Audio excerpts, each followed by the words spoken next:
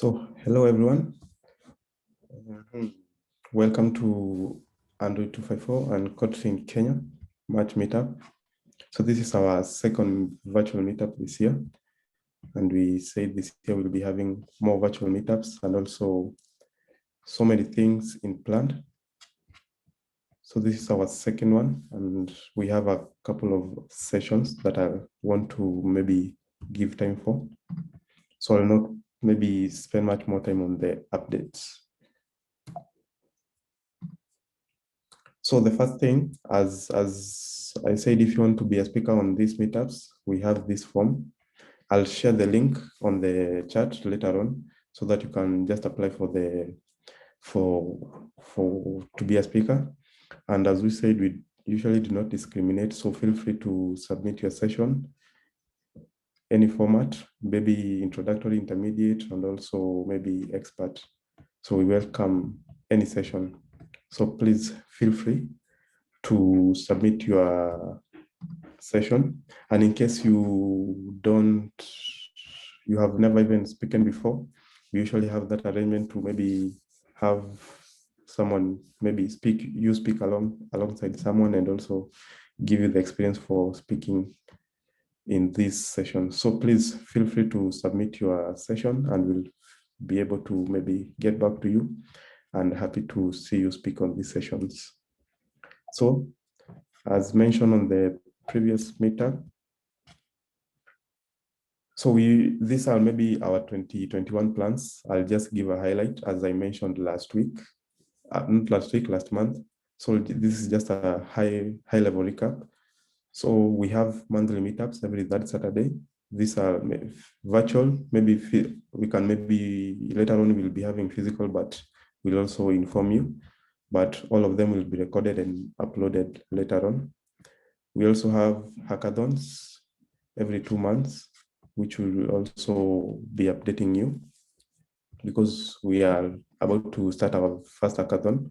And also on the hackathons, on December, we'll be having like a community awards just to reward some of amazing apps developed by the community.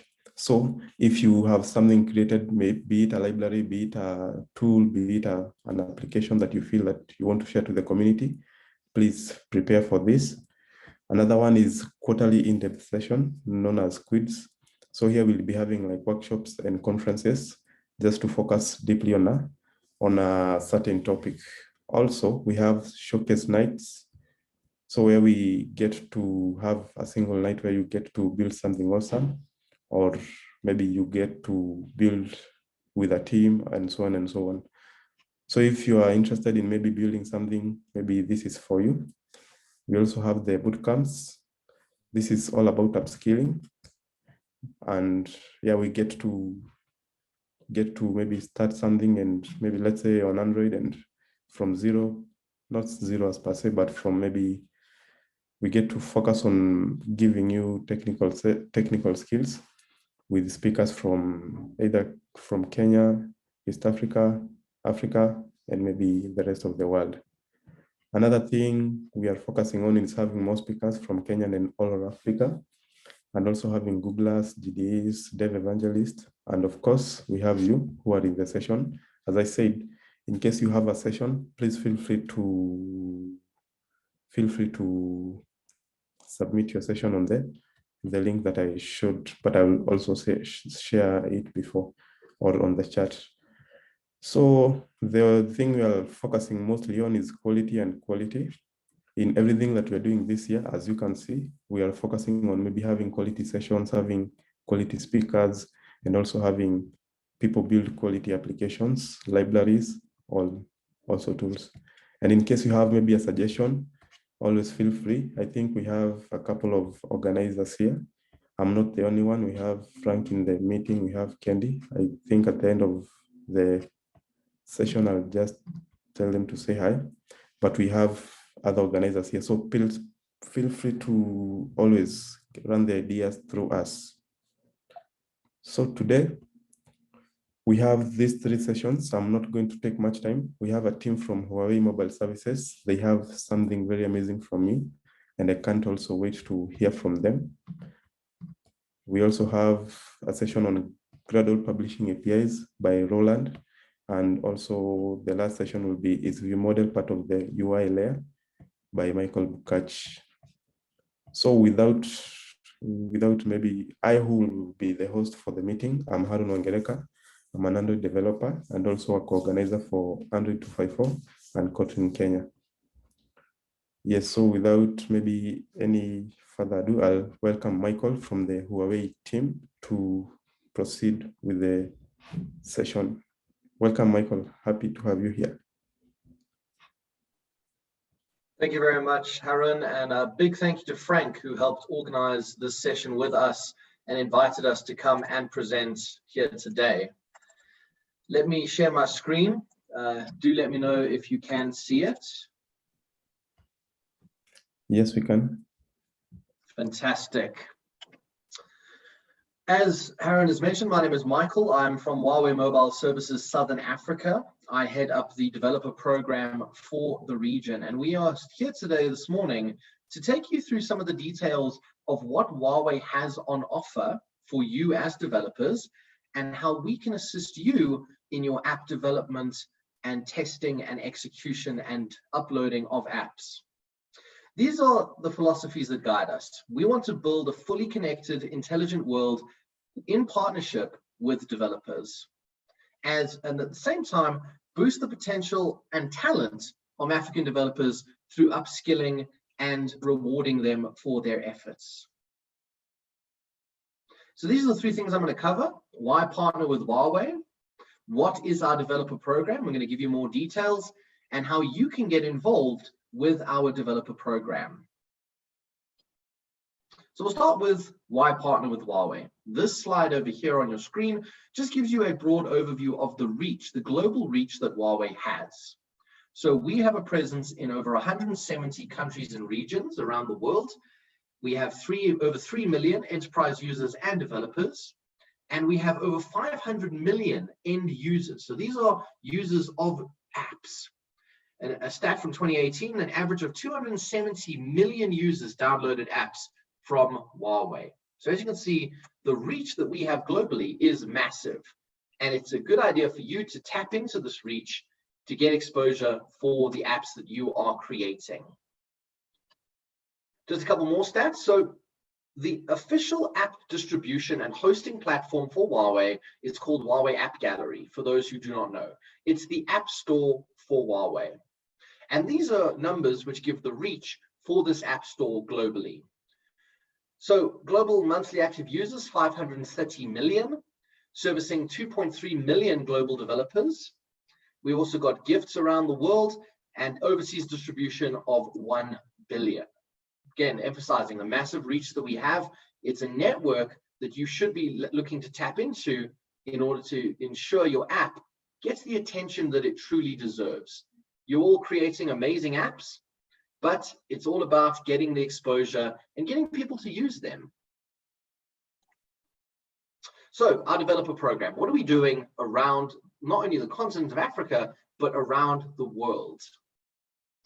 So these are our three pillars that drive this strategy of building a fully connected, intelligent world in partnership with developers.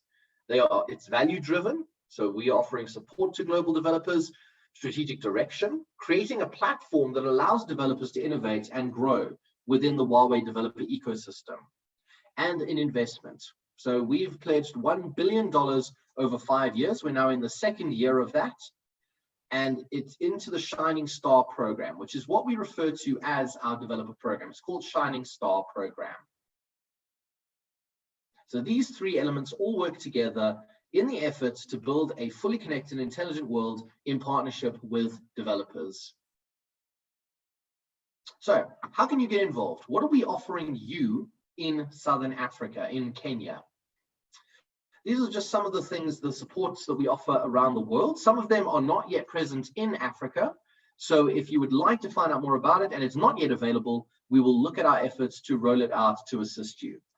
So we have formal and online trainings. We've got partnerships with training institutions. These include universities and tertiary education institutes. We have monthly training workshops, and these were a big hit last year. And what has changed is that last year, the focus was mainly on South Africa, because that's obviously where I'm based. We are based in South Africa. That's our main base of operation on the African continent. But we are now looking to expand our presence into other African countries, including Kenya. And that's why we are here today, to try and form partnerships with you and see what we can do to assist you and to give you what you truly deserve as app developers. We also have online code labs. These mainly take place in Europe and North America. And it's where developers from around the world get together and go through what we have on offer. And all of this talent development, it feeds into what we have, which is our integration kits. And those who do not know, our integration kits, so you integrate them into your app, and they provide optimal functionality on Huawei devices. So Huawei device users, your app will run smoothly by integrating these Huawei kits. And we have things like the Huawei Map Kit, the Huawei In-App Purchases Kit, the Huawei Ads Kit. There's a whole range of them to provide functionality to your app on Huawei mobile devices. The second area is innovation support. We have Developer Innovation Hub, where developers can come and get support from senior developers. And they also have access to hardware and software testing and device support.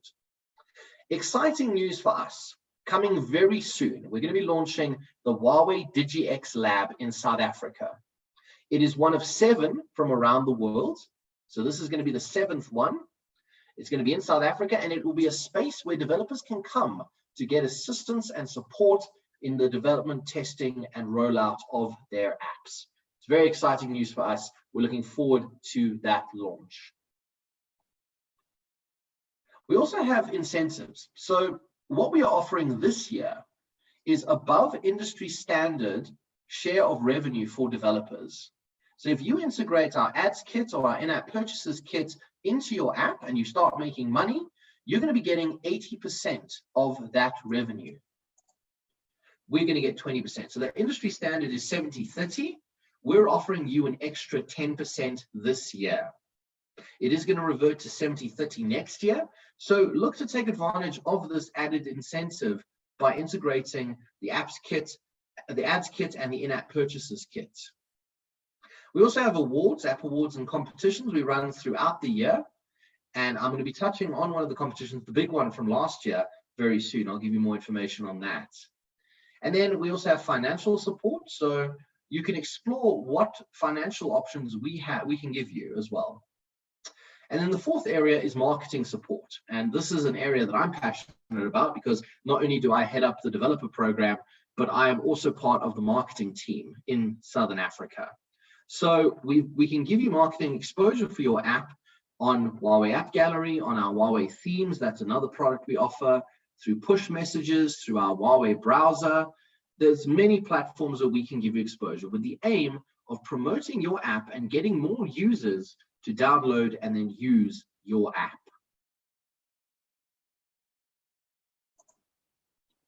So these are just some of the examples of marketing exposure. This is what our app gallery looks like. You may notice it has changed a little bit since this presentation was developed. We have a new user journey for it. So these slides are old, but essentially these assets remain the same. So you have your banners in app, which will promote your app. We have app categories. So we've got top rated apps.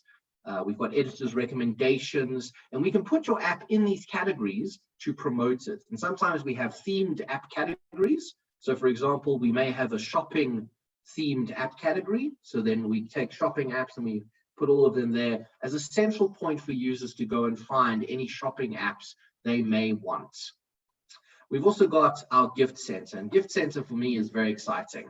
So if you have things like coupons for your app, you feature the app in gift center, and it encourages users to download the app, and in exchange, they're going to get a coupon to use in the app, or it will give an in-app reward. So it may be an in-app currency, a game in-game currency that you can give in return for users downloading your app, and that'll happen in gift center. So the big question, where it all begins, how do you become a Huawei developer? For those of you who are not already. If you are, I'm so glad that you are part of our family. But for those who are not, how do you become a part of the Huawei developer family? It's very easy. There are 3 basic steps to it. The first is you go onto the developer platform, the online website, and you register an account. These are some of the details we are going to need. There's an email, a password, a date of birth. Your contact phone number is optional. So you go on and you register for a developer ID. You then apply for verification, and you apply for verification as either an individual developer or a developer company. So we're going to need company name or your address.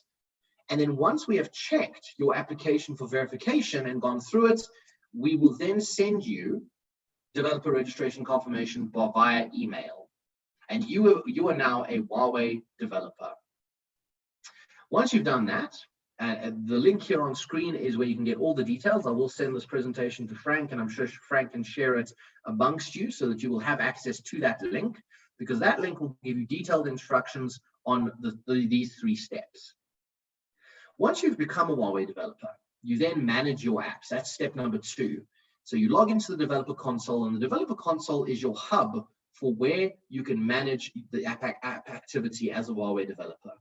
You can submit apps, you can fill in app details, you can select the distribution area. Maybe you want to keep it in Kenya only, if it's Kenya specific, or you can choose other countries in Africa or the world even. So you pick your distribution area. And then the third one is you can manage the app. So the published apps, your app will get reviewed and approved for publishing. This step is very important because it ensures that only quality apps appear on Huawei App Gallery. So you know that the apps on App Gallery, you're in quality company. It maintains the reputation of the App Gallery platform as an optimum performer, but also the quality of the apps that you are in company with on App Gallery. And you can also access app performance reports for your app. Detailed instructions at that link. Frank will give the presentation to you, so you'll have access to that as well. Now, I was talking about competitions earlier. This was the big one that we ran last year, the Apps Up competition. I'm sure some of you may have seen it. For those who did not, we were offering $1 million in prizes globally. And it was all about identifying most outstanding apps, most outstanding games, most socially impactful apps, most popular app, and honorary mentions. And we had a long judging process, and 5 apps from Southern Africa made it to the finals of the judging. And I believe that some of them got honorable mentions, and I think one of them got an outstanding app award. And unless plans have changed, I can tell you that this competition is going to be running again this year. So keep an eye out for information on this competition. The launch date, we'll be giving that information to Frank, and he can share it with you. So these are the type of competitions that we run. We want to reward app developers for amazing work, because we do amazing work on the African continent. Now it's just about recognizing it and rewarding it. The other side of the business, we have what we call the Huawei Cloud HMS ecosystem. And this support program, these are some of the things that offer these 5 elements. You've got development and test coupons, service migration support, commercial deployment coupons, dedicated promotion support, and free technical support. These are the details of those 5 elements. It's another thing that we offer to help developers to test and develop and deploy their apps. So this is what we created this offer just for today's session. We want you to integrate your app with Huawei Mobile Services. So if you haven't registered as a developer already, go and register, become a Huawei developer. You then integrate your app with one of the Huawei integration kits. So it can be the in-app purchases kit, the ads kit. I'd recommend those 2 because that's how you make more money off of your app. There's also the account kit for easier sign-in, map kit. There's a whole array of them, which you can go and explore. We'll give you the link, we'll send it to Frank, and then you can have a look at all the options. Integrate your app with one of our kits, and the first 10 developers to do so, and send proof of the integration to that email address on screen. We're going to give you marketing exposure for 2 weeks for your app on Huawei App Gallery. So people will see your app, and we will be encouraging them to download and use your app. So once you've integrated, All we need from you, confirmation email with your app ID so that we can check the integration. And if it has been done successfully, we're going to give you market, and you're one of the first 10. That's the caveat. Be one of the first 10. I see now we've got more attendees on the call. When we first started, it would have been easy because there would have only been 10 of you, but now there's 44 of you. So I challenge you, become one of the first 10 to do the integration, send the proof, and we will reward you for that. That is the presentation that I have to give to you this morning. That is all. If there are any questions, please do ask. I have my colleague on the call with us. His name is Tuko, and Tuko is from our technical team. I will admit that myself, I know the basics of the tech, but the very basic. But if you have any technical questions, you can ask Tuko, who is now on the call, or if you have any questions for me, please feel free to ask. Are there any questions from anyone?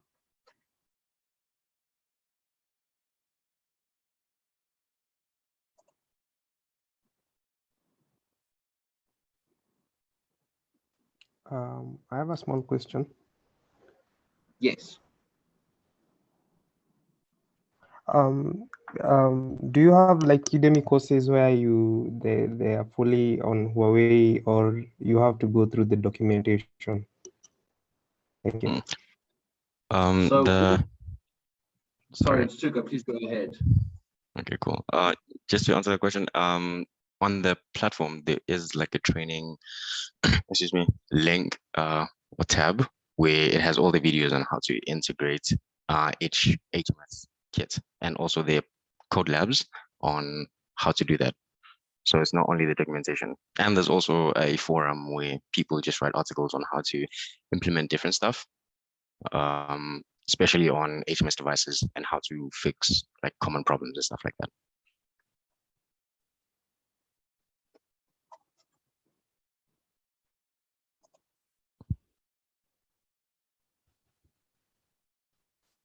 Thanks, Tuko. Any other questions from anyone?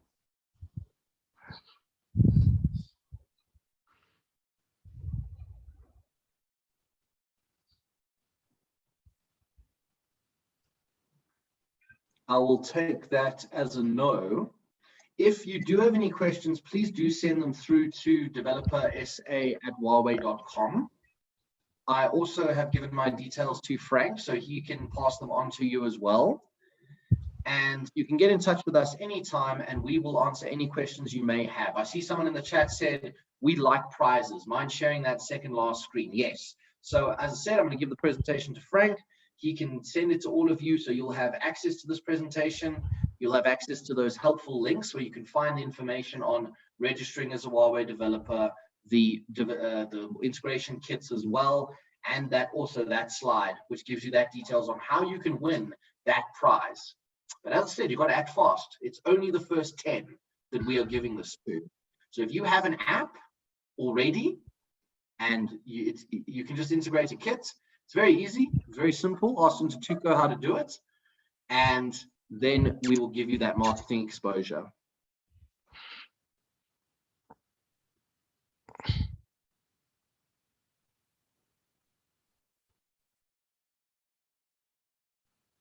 If that's it from everyone, I'd just like to say thanks again to Frank for inviting us to be part of this session. I hope that you found it insightful, and I look forward to working with all of you.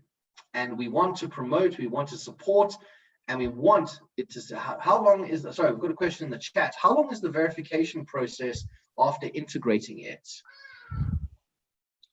And Tuko, would you like to take that one? Verification for, excuse me, what exactly? The app, when it's in upload an app gallery, or just verification of the actual kit? So after integration has happened. Okay, it just takes less than a day. Okay. And then another question, what are the qualities and specifications you look at an app before it is published? So I can give you the basic answer of that. We check the quality of it to make sure that there's no bugs and no glitches and no crashes on it. As we said, we want quality apps on App Gallery. And Tuko, well, what are the other qualities that we look at in an app before it's published? So all the apps actually go through when they submit it on the system, they just go through a security check first. So if your app actually does get rejected because of a security reason, it was not by the reviews, but it was the machine that has access to a database of security vulnerabilities that are out there. So I say that so that you can understand if you actually like reject it. Because if you do write to the reviewers or the support team, they will just ask you to actually check your app for any security vulnerabilities because they actually didn't even get to see it. And from there, it then goes to the quality testing, as Mike has said, and they do check. So because Huawei devices, they come into sort of like flavors right now, HMS and GMS, and only since beginning of 2020, it's only just been HMS devices. When your app actually gets submitted, it gets tested between the two devices. And in most cases, most of the Android apps which are available on Google Play right now, they do work on the GMS devices. So your app will most likely get released on the GMS version of the phone. So every phone that was released in 2019 and below will actually have access to your app on App Gallery, but the newer versions of the phone will probably not if your app uses any GMS related stuff, Google APIs, especially if they're native. If you're using maybe something like Places API, which is a web API, it will probably still work, but any native code that comes from like the Google Play services doesn't work very well. So you'll probably need to change, and that's why you will need to do an integration for things like your push notifications, for example. That needs to happen if you are using Firebase push notifications. And after that whole check between which system it runs better on, it could either be released on either both or one of the flavors of the phone. And after that, yeah, I think it gets released onto the store. And that process usually takes like 1 day or 2 days, depending on the number of apps that have been submitted, I guess, on that day. Perfect. Thanks, Ntuthuko. Any other questions from anyone?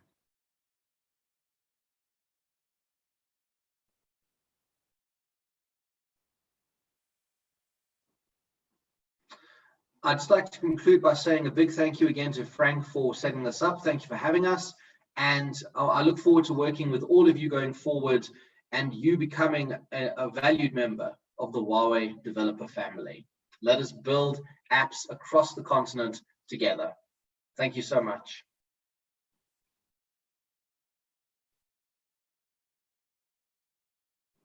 So meet me. Oh, hi. So thanks, Mike and Ntuthuko for that. Obviously, I'm definitely looking forward to what we are going to be doing going forward. So to the rest of the guys, we're going to make the announcement later, but I think maybe Michael alluded to it. There's going to be another, like a deep dive Huawei event where I would actually advise you guys to be part of this. And I think one of the things that I'll tell you is, based on the conversations we're having with the whole Huawei team and Mike for that matter, was that whole side of, instead of giving people free money, but like improving the capacities of people, improving the distribution part and marketing. I think it will be really, really important. So thanks a lot for agreeing to do this with us. So Harun, back to you. So let me keep quiet and also learn for the rest of the session. Yeah. Okay. Thank you, Frank, and thank you, Harun. Yeah, and thank you for the session. And I think, as I mentioned earlier on the introduction, so we have lots of things planned, and that is one of them.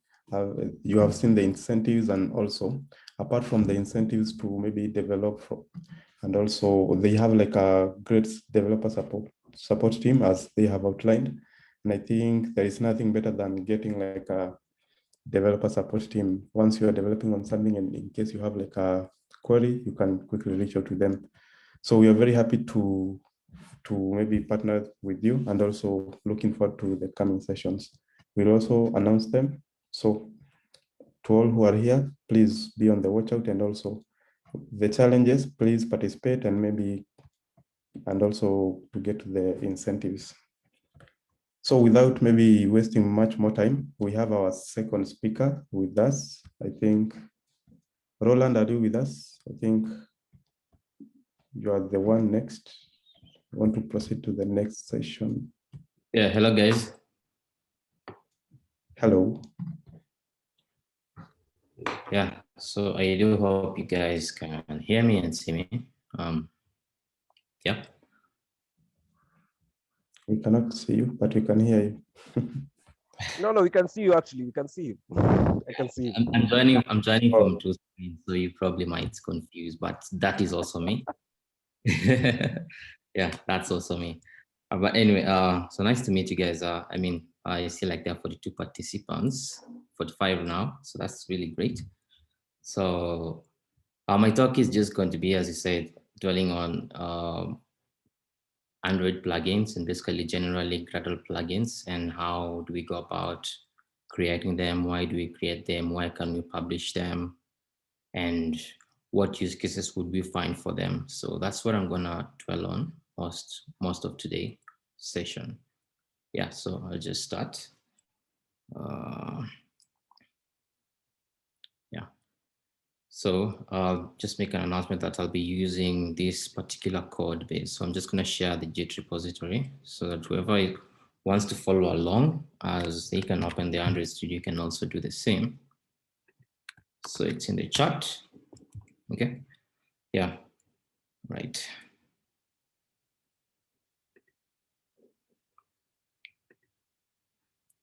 So just sharing my screen.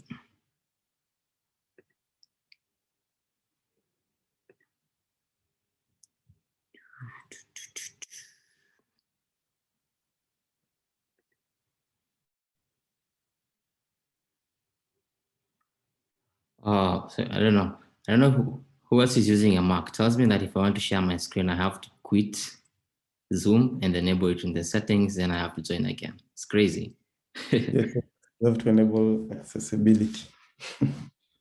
Yeah, so I don't know. Let me just rejoin again, okay? Stick to Windows. Stick to Windows. No. Yeah, for sure, This for is sure. the time to drive the agenda. Yeah. Don't worry, I'm being paid by Microsoft to push their Windows agenda. So, yo. Okay, just try again.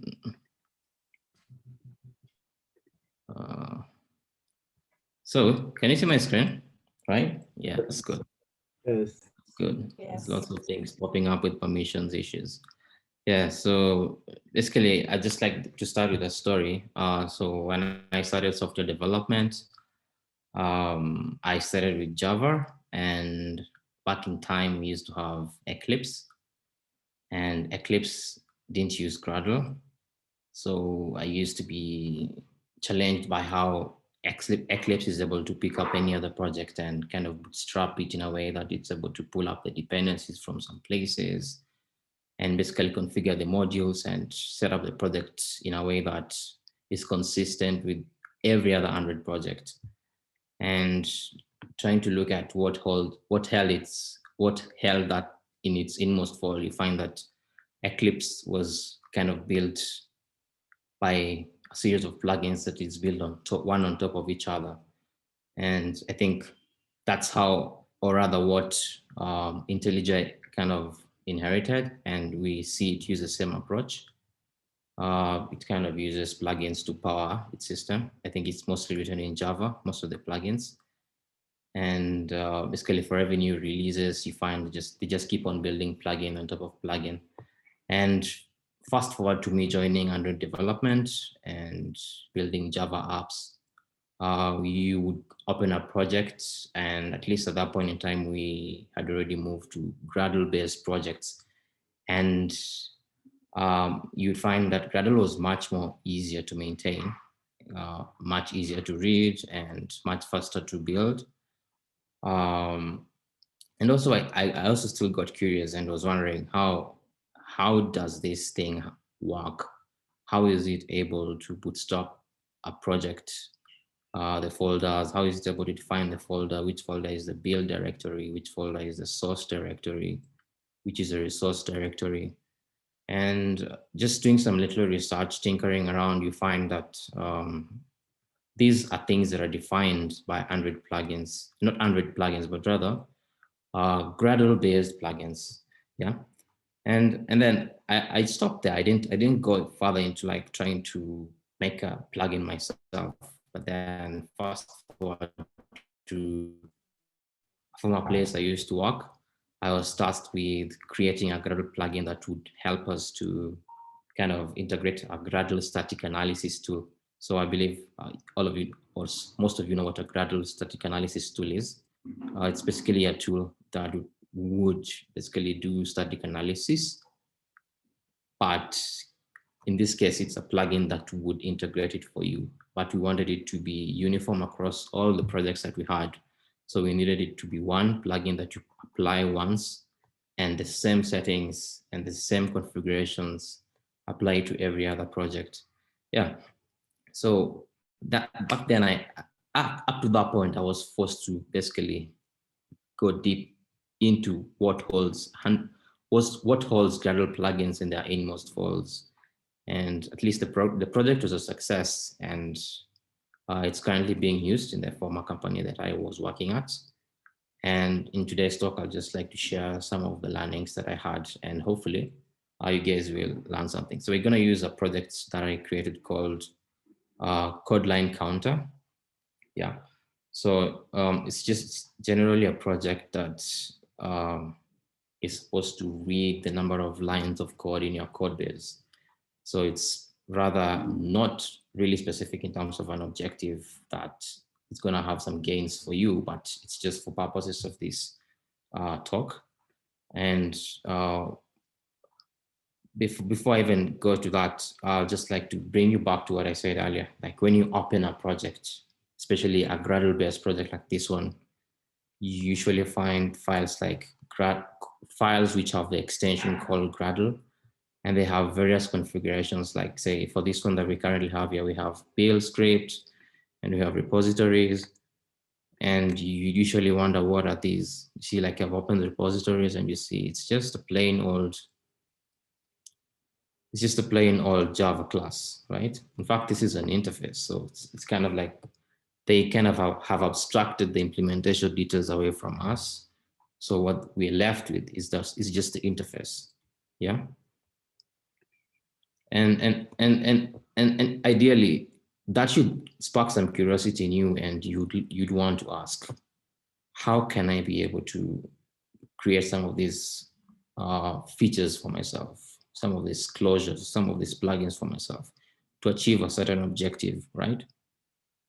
Say, for example, the objective defined for this small project is to be able to count the number of lines within my project. So if your company or your project requires this particular objective, you would probably try and scour through the web, and most of the times you don't find the specific tool for that, right? You look at the Android market, I mean, not the Android market, but basically the IntelliJ plugin market, and you probably won't find it. At that point in time, you're forced to create a custom plugin.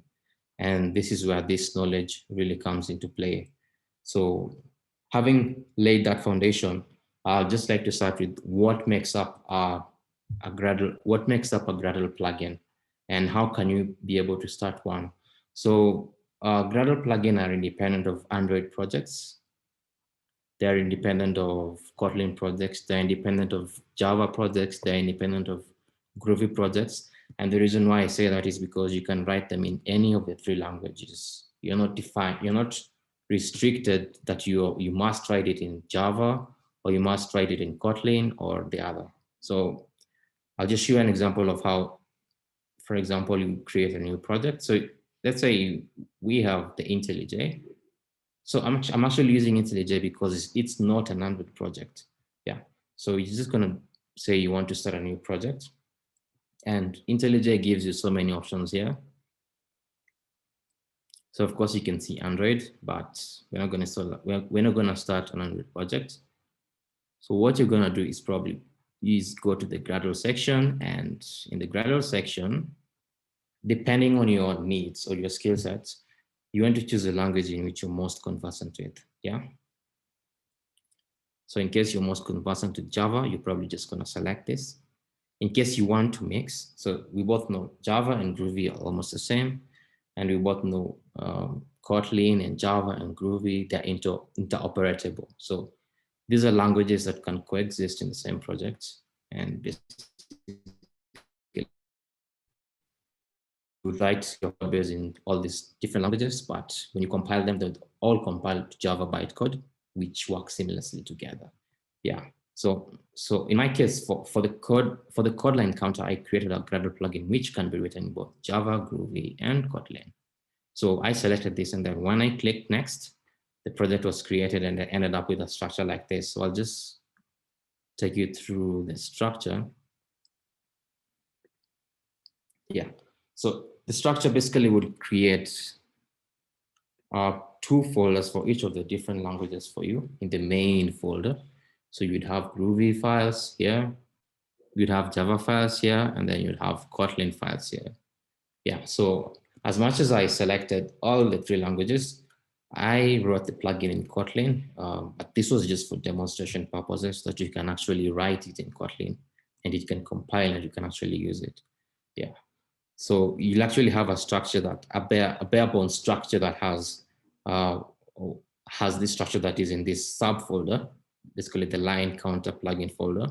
So you'll have a source directory with a main, and then in the main you'll have subsets for the languages, and then inside there you will have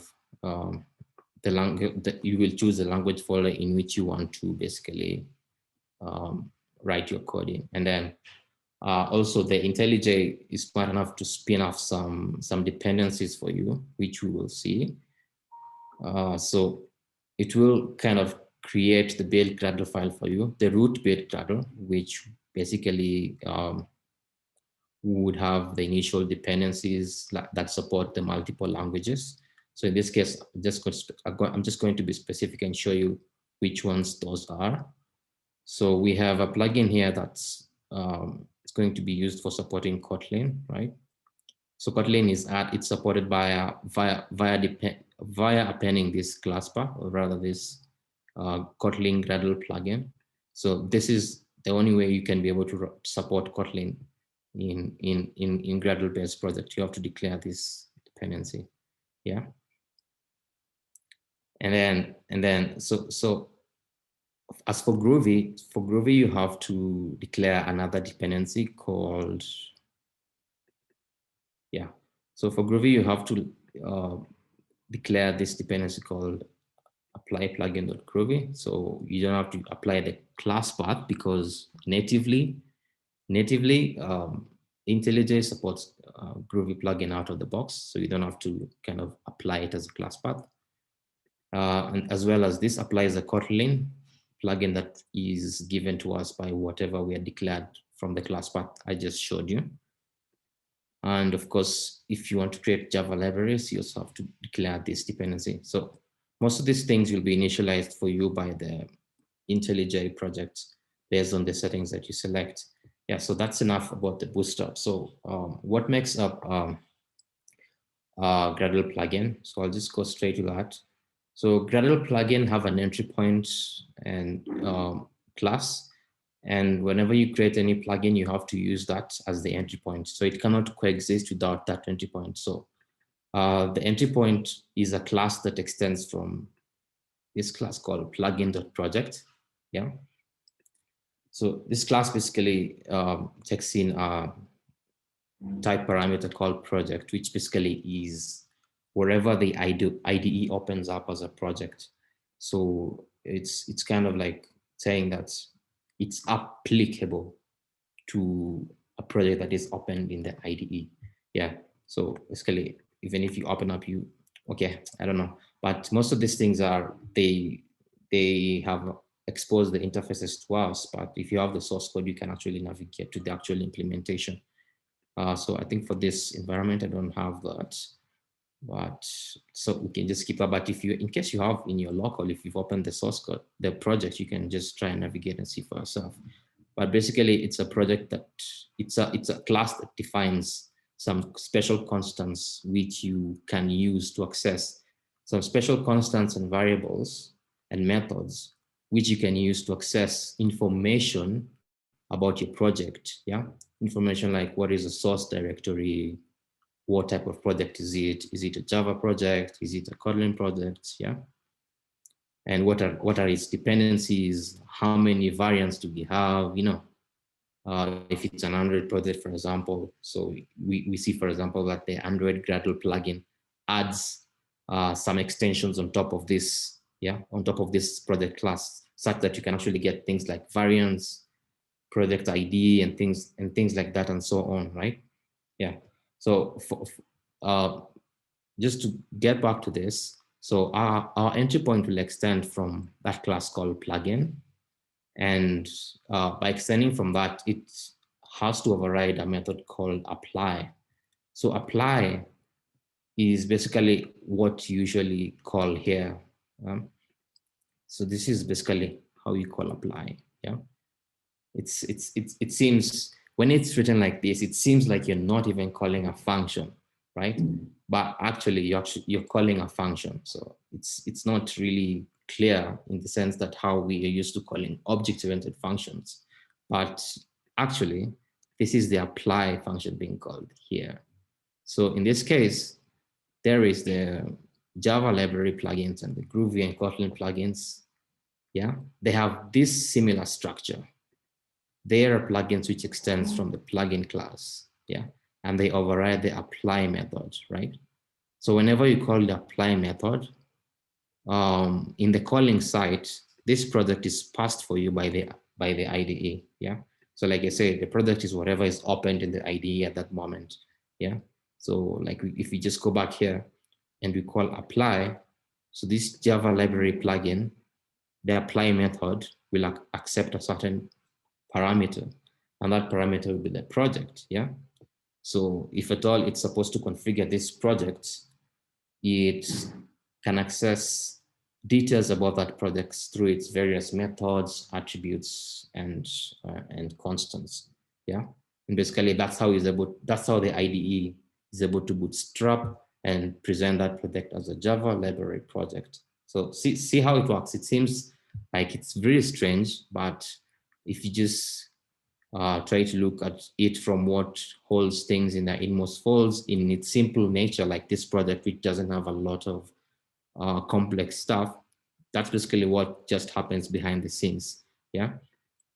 So having said that, you have to kind of implement the apply method. So for this project, let us keep in mind that the objective is to read the number of lines of code for that project and print it out, yeah? So clearly we have to define a function or some functionality that prints out the calculated lines of code. So the first thing we first of all have to take care of is that we have properly defined our apply method. And what applies basically does is basically create a task, yeah? It can create a task that will be visible on your Gradle task lookup. Basically, if you try to get a task by name, you should be able to get that task that was created by a particular plugin A, right?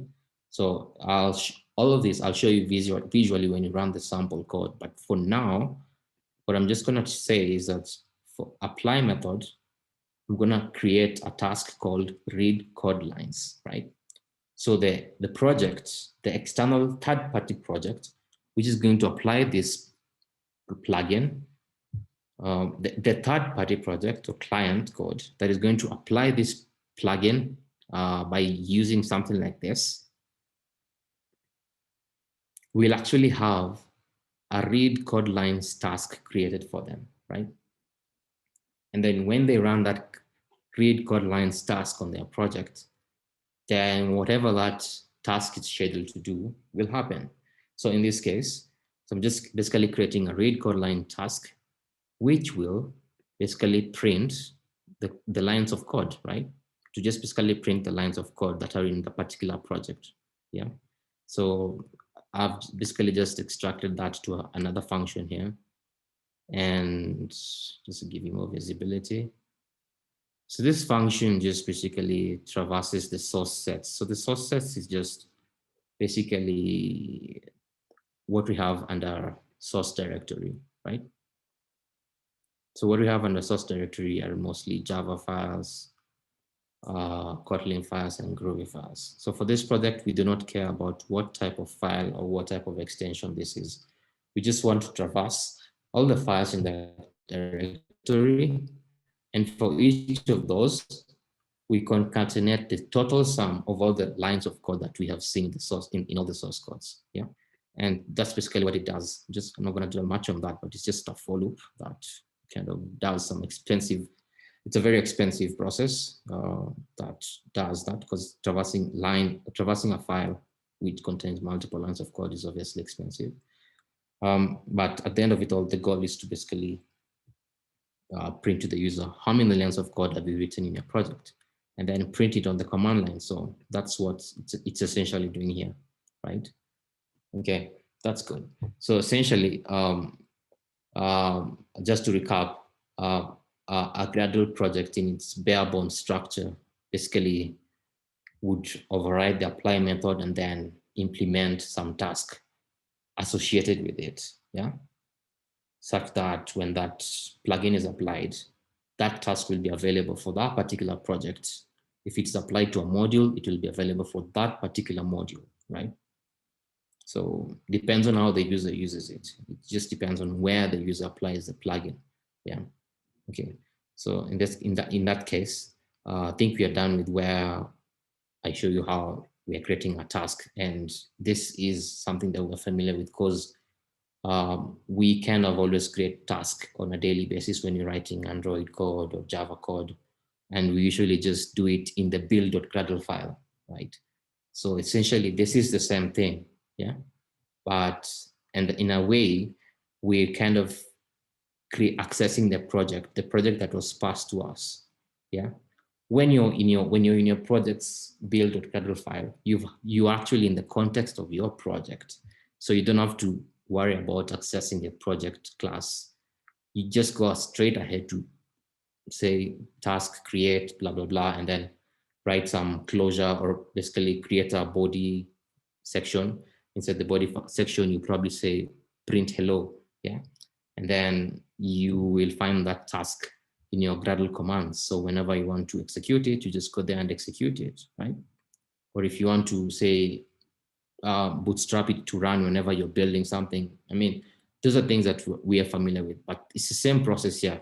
It's not really strange. The only difference is that now we've passed that project context to our plugin, and rather than have ourselves do it in our projects, it's a mundane task, and so we've delegated it to the plugin to do it for us, right? And this means that the plugin, since it's kind of isolated from our project, the same functionality is reusable across every other place, every other project that we would want the same functionality to apply, right? So I think I think that's clear on that. But then the question is, let's say you want to allow user to customize some information about your plugin, yeah? And this is basically what we see here, yeah? So we have, just going back to like something you're familiar with, in a build.gradle file, you find stuff like dependencies, you find stuff like compile Kotlin, configurations, you know. The question is, what are these? Yeah. And it's a difficult answer to, it's a difficult question to answer if you do not know what holds these things in their inmost files. You would probably try to click on this and see some very intimidating class. But then the short answer to that is that these are configuration files created by the plugin that you applied. So in this case, trace, if you would like to trace where these come from, you would probably find that the Android section, if you look at an Android project, it has an Android closure. Inside the Android closure, you find dependencies like what is the target Java JVM for that, what is the build configuration, what is the unit test configuration, what is the compile SDK, target SDK, yeah. So the Android closure is a special class. I mean, it's a special class that extends from a special class called, it's basically, some of them extends from a special class. Let me just clarify, but they don't have to. They're just basically a data holder, yeah. In a sense, they're kind of just a normal Java POJO, right? And to just prove that, I'm just gonna show you that I have a plugin class called, an extension class here called log tag plugin extension, yeah? So it's just a class that has fields, and these fields can be overwritten by the user. So if you look at it from this normal way of presenting a class, and then you try to translate it in how you use it in a Gradle file, there is no connection. Like, it's really hard to comprehend if you're coming from a world of pure object-oriented design and stuff like that. It's really strange. But this class basically defines a field called a tag, and this tag can be overwritten by the user. And let me show you how soon. So this extension class is used inside our plugin, right? So like I said, the project has an extension. So basically, extensions would basically contain every other thing that is defined within this project. So if you see this Gradle file, all these things that I'm collapsing, all these things, they're just extensions, right?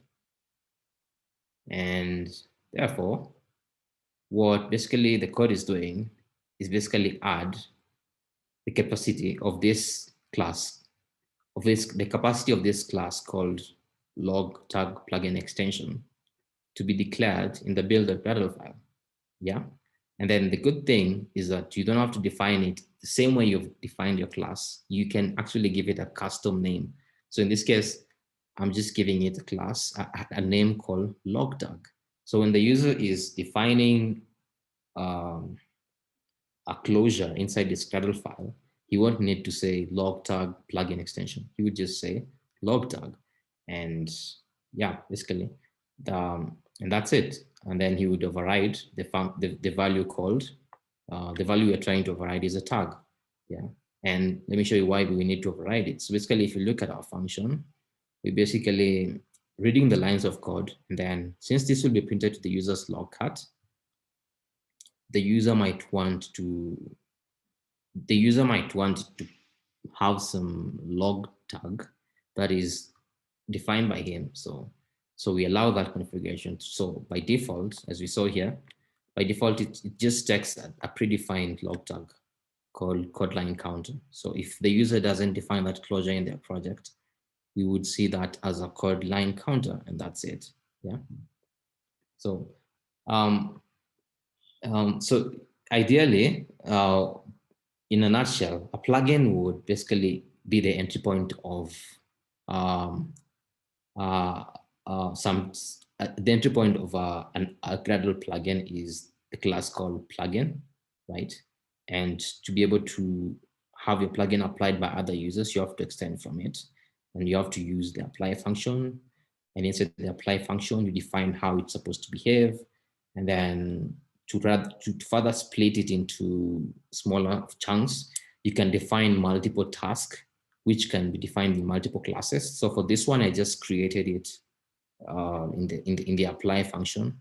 But for big projects, let's say you're supposed to build a static analysis tool. You want to integrate KDetect. You want to integrate Jacoco tooling report. You want to integrate what's the others? You want to integrate PMD. You want to integrate all the others. Then you cannot do it in the apply function call. You would have to create special task for that, because this task runs separately. Yeah, Gradle, KDetect runs as a separate task. And all these other tasks run separately. And you probably, since you actually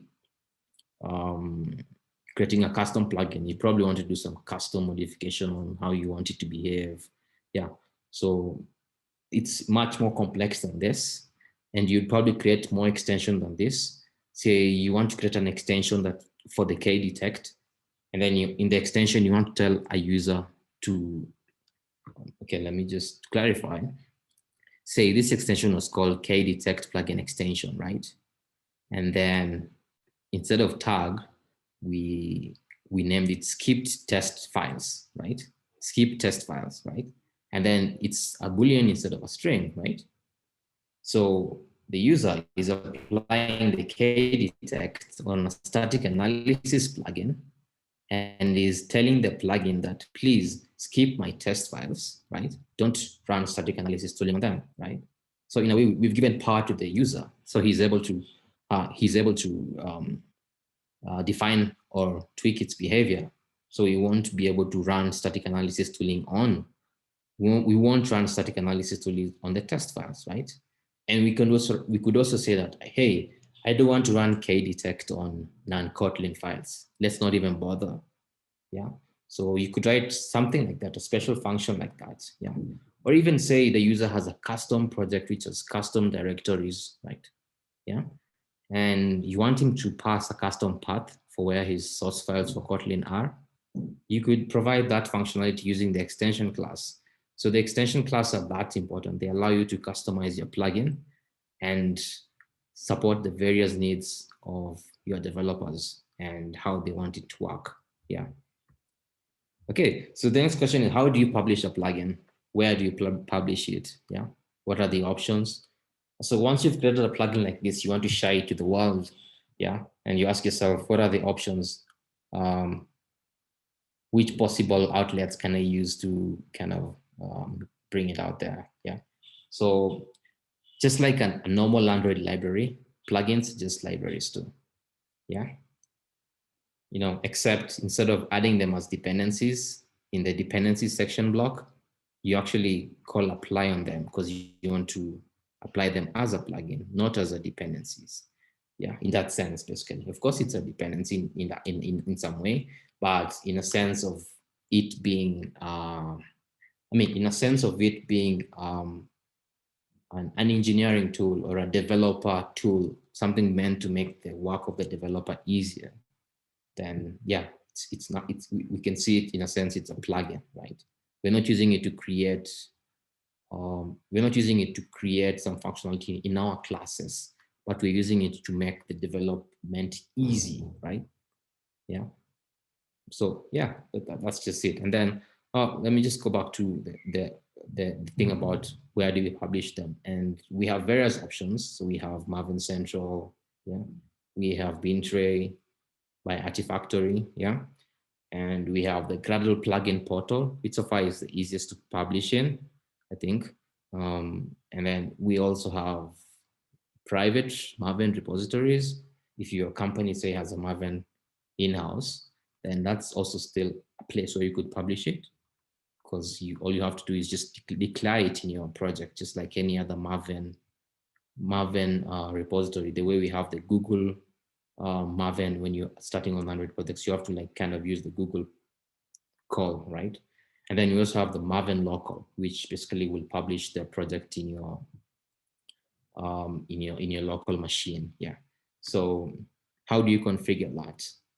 So ideally, it's very simple. So in this project, I just created a separate file called publish.gradle, which defines most of the stuff I'm going to talk about today. So just in a brief nutshell, for this plugin, I decided to support Maven publication as well as Gradle plugin, right? Yeah.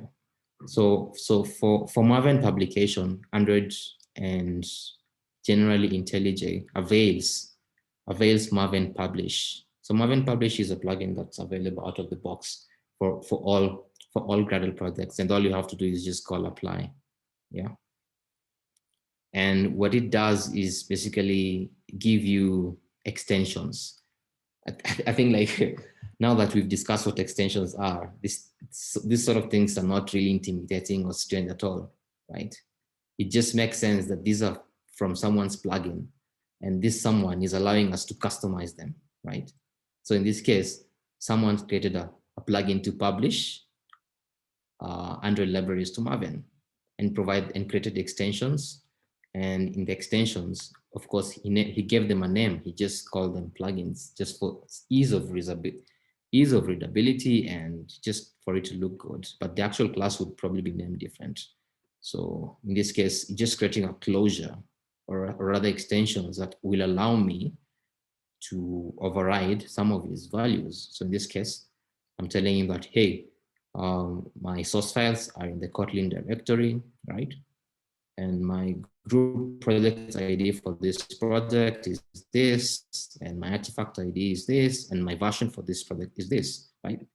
And basically, this is all you need for publishing to Maven. It's very simple, but can get complicated depending on your configuration. So if you have different variants, you have different source sets, you have different, I don't know, targets. And it can vary and get more complex than that. Or if it's an Android library, it could be simpler, yeah, because Android library just supports using AR because they're AR files. You just have to change that to an AR file and it will pick that automatically.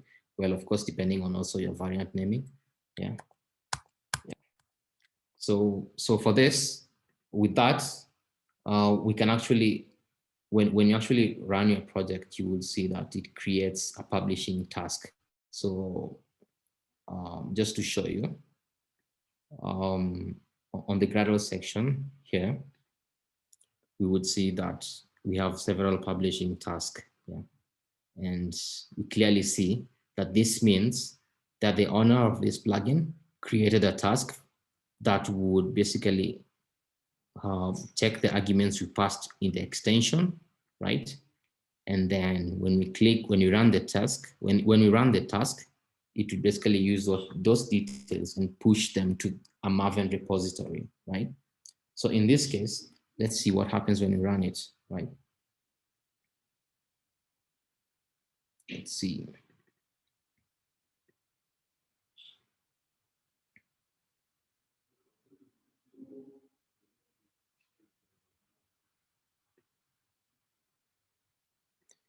Yeah, so it's just configuring the project and running all those tasks. Yeah. So those tasks are complete. Yeah. And let's see where the library is published. Mm-hmm.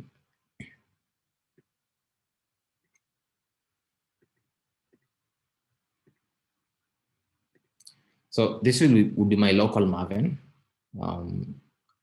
So ideally Maven local, publish to Maven local means it's going to go to my local Maven directory. So here we're going to find it under the Maven directory, which is under M2 repository. And then we find it here. And yeah, so my plugin was named Rowland OT, and then lines. And then here you find that I have my line counter plugin published, right? So, well, I was playing with this earlier, so I have different versions, but ideally you would find different versions depending on how many times you've published and how old that project is. And inside here, we just define some jar files, some POM files, which some type of projects would need to read because it kind of defines the dependencies. Basically, it just shows you that it's published like a normal library, just like the way you publish an AR file instead of a jar file, right? So in this case, it's just a jar file. And then it contains some information about the plugin, yeah? So this file here is important because it's what distinguishes this from a normal library and a plugin, yeah? So at least we've seen that it's published on a local Maven. And what's the other alternative? So the other alternative is to publish on Gradle plugin portal, right?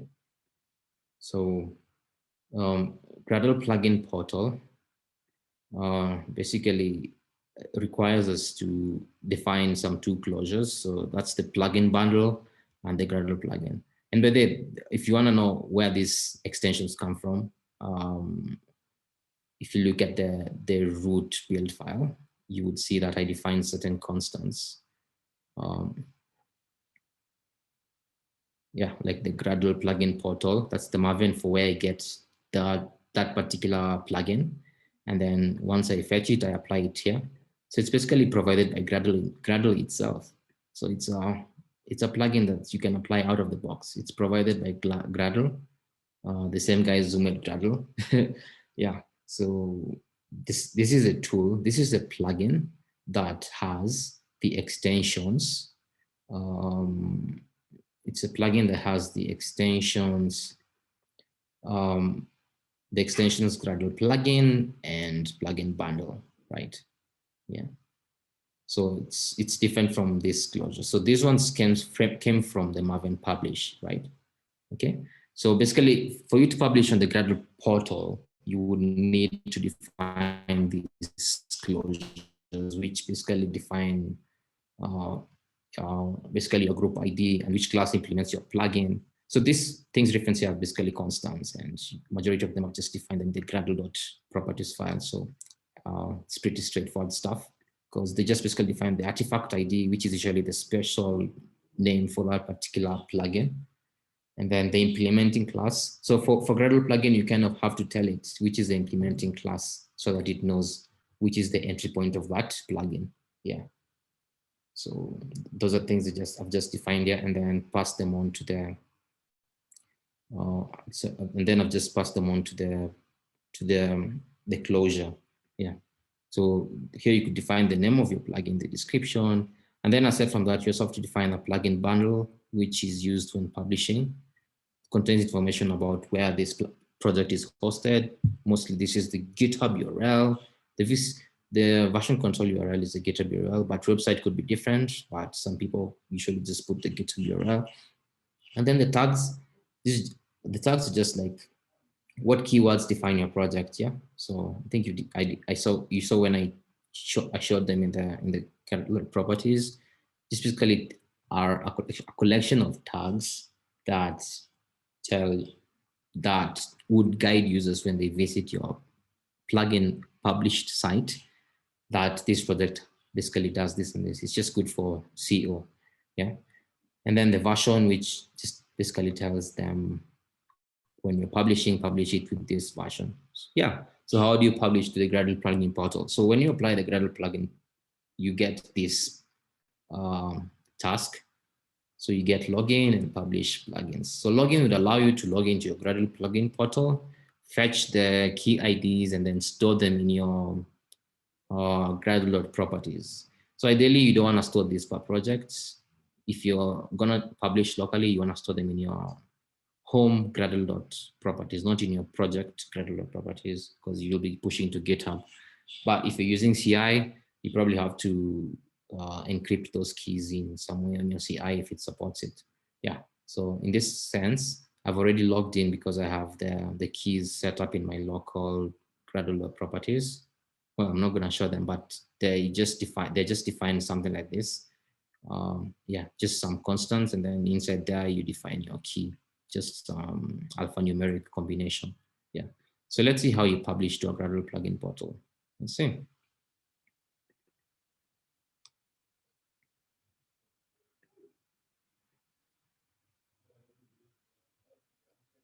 So you can see it's basically building the Java sources, Java doc, and everything needed. And then it's published, right? Mm-hmm. Yeah, so we have it. But then how do you verify? Yeah.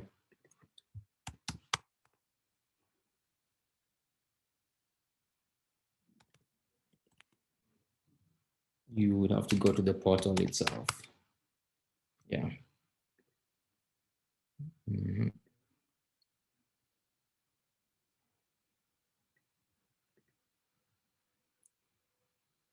Let me finish. I want to go to the Gradle plugin portal, because that's where you would find it published. Yeah, so it's actually here. But then, of course, this is for security reasons, you cannot get it published immediately. You have to first of all prove ownership of the namespace. So in this case, mine is Rowland OT. In most cases, it's your website or your GitHub URL. It's much easier to get verified for GitHub, because if you use your GitHub namespace, it's automatic if you sign into Gradle using a GitHub account, right? But in this case, since it's not published, we're going to not search it. but we're just going to see it here. So you see it's pending approval, right? But it's been published, yeah. And then once these guys have approved, they will probably ask me to provide, ownership of this namespace, com.rowland.ot. So that's the reverse domain of my website. So it will be easy. So, I mean, you cannot get away with using someone's namespace and publish it on Maven or Plugin Portal or anywhere else. Yeah. So ideally, that's how you would use it. But again, you always, while it's pending acceptance, your plugins as you experiment. Yeah. Okay. So that's it. And then how then do we apply it on our projects? I'll just show you quickly on a sample project. So I'm just gonna open my Android Studio and show you that quickly, right? So I'm just gonna close IntelliJ.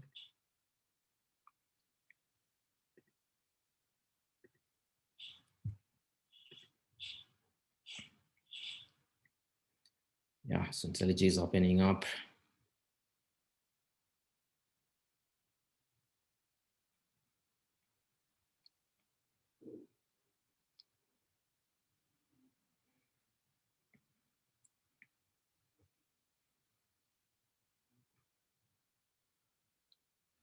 Great.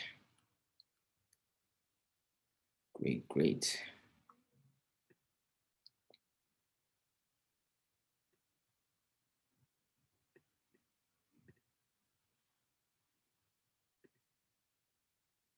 Yeah, so this project is opened up. So this is Android Studio. It's opened up a plain Gradle project, but I created a separate branch which contained an Android sample. So I'm just going to navigate to that. Check out here. Yeah, so ideally this would load sample project. I think I need to build it. Let me sync it.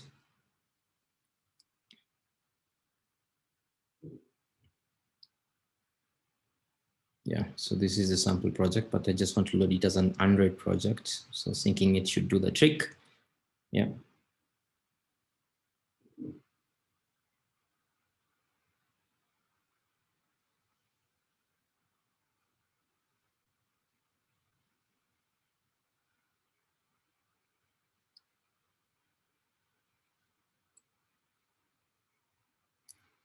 Great. So this is all set up, and then now we have the sample project. So with this, how do we apply a plugin? So we usually have the root build Gradle. This is here. You would usually declare your class path. So basically the class path is like, where would you find this project, right? So in this case, this was the artifact, this was the group ID, and then this was the artifact ID that I defined for this plugin. And we saw in my local Maven that this was the latest published number, right? So when you apply this class path, it will look for it in Maven local, or if it's published on Gradle plugin portal, it would pull it from there. Yeah. So Maven local is just a fallback, pending the acceptance of whatever published on plugin portal, right? You see how easy it is. And then once you've applied it on the root project, you want to apply it on the actual sample, right? So the sample Gradle is this, yeah? And so I'm applying it just like this, like, you see? So basically, like I said, my apply function will be called, and then this project or this module will be passed, right? And then remember, I also created a closure called log tag, right? Okay, so for first trial, let's just comment this out. And then let's see what happens when we have applied this project. So because what we expect is that when we apply this project, we should have a task. We should have a task that is created inside this project. In this case, the module, yeah. So if you open up the Gradle and then go to the sample task, and then we see there's a section called start, and then we see the task that I created called read code lines. So when we run it, what happens? Yeah. So because reading and going through the lines of code is a lot of time. I just disable that, but we're just gonna simulate what happens when you run the task. So this is what happens. Yeah. So you can see, I didn't override the log tag. So what I have is code line counter, which was the default one. So it's just going to tell me 0 total lines of code found in project. Well, don't worry about that because that's disabled for now. And then the user wants to override this. How does he do that? Yeah. So changes that to log tag. Yeah. So I change that to testing, and then we expect code line counter to be changed to testing. Yeah. Okay, so that's synced up, and then let's run again.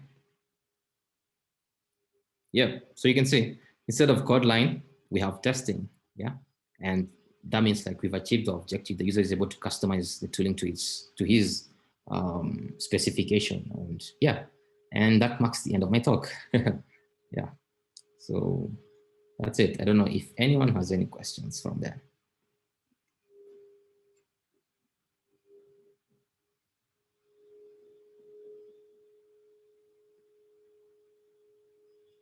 Mm-hmm. I have a quick question. Yes. So you'll find like on the extension, you'll find like some plugins usually restrict you to only like use that extension on like a file that depends on, like, let's say you'll find like some plugins cannot allow you to apply that extension on non-Kotlin kind of file, or a file that does not have the apply Kotlin Android. So how do you like achieve that kind of a thing? Oh yeah, so the project class that I told you has a lot of those entries to that. Like we usually see checks like task has name, task has project, task has variant. You know, I don't know the offhead, but you usually have access to such information. You can usually check that task has this particular plugin applied to it, and therefore it's an Android library and not an application, right? So in your Gradle plugin, you would want to actually take care of that because the behavior will be different if you applied a plugin on a library, on a feature module, and an application module. So there are checks. The project class allows you to basically do that check. Yeah, so there's a way in which you can have access to whether that particular project, the project could be a module, could be the main project, could be anywhere where there's a Gradle file, basically. Yeah.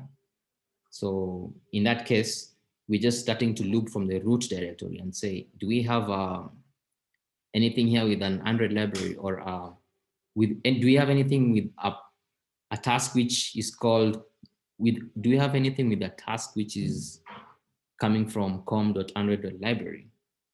If we have, then this is a library, then operate on it this way. Do we have anything that has some application thing that tells it's an application, then operate it only this way? Like you can do various checks on that. So it allows you to customize it allows you to restrict where it can be applied based on those checks. Yeah. Don't know if that answers it. Yeah, it answers it. Okay. Cool. Mm-hmm. So anyways, are there questions on the chat or?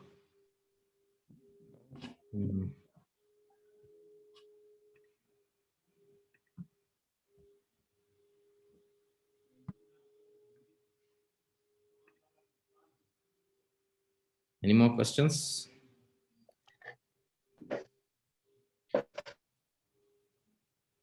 Okay, I have a question. Yeah, sure. You see, when you write those plugins, I believe they can also be used even in other platforms like Flutter, because I've seen the plugins that we use in Flutter, some are still being written in Java and Kotlin. So based on what you have presented here, is it able to also support that, or that is advanced in a way? Well, I mean, I haven't written Flutter code, but what kind of build structure does Flutter have? Does it use build.gradle files? Yeah, Sorry?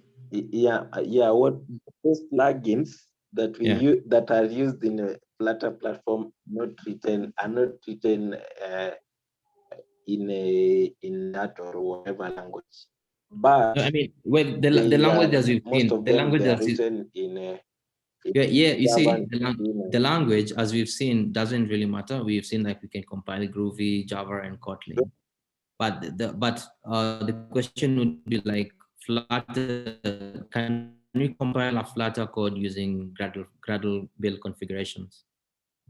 Because if it's possible, it means that probably the support for it would be soon, more than imagine. But currently, we don't have that support for Flutter-based plugins within the project. Yeah.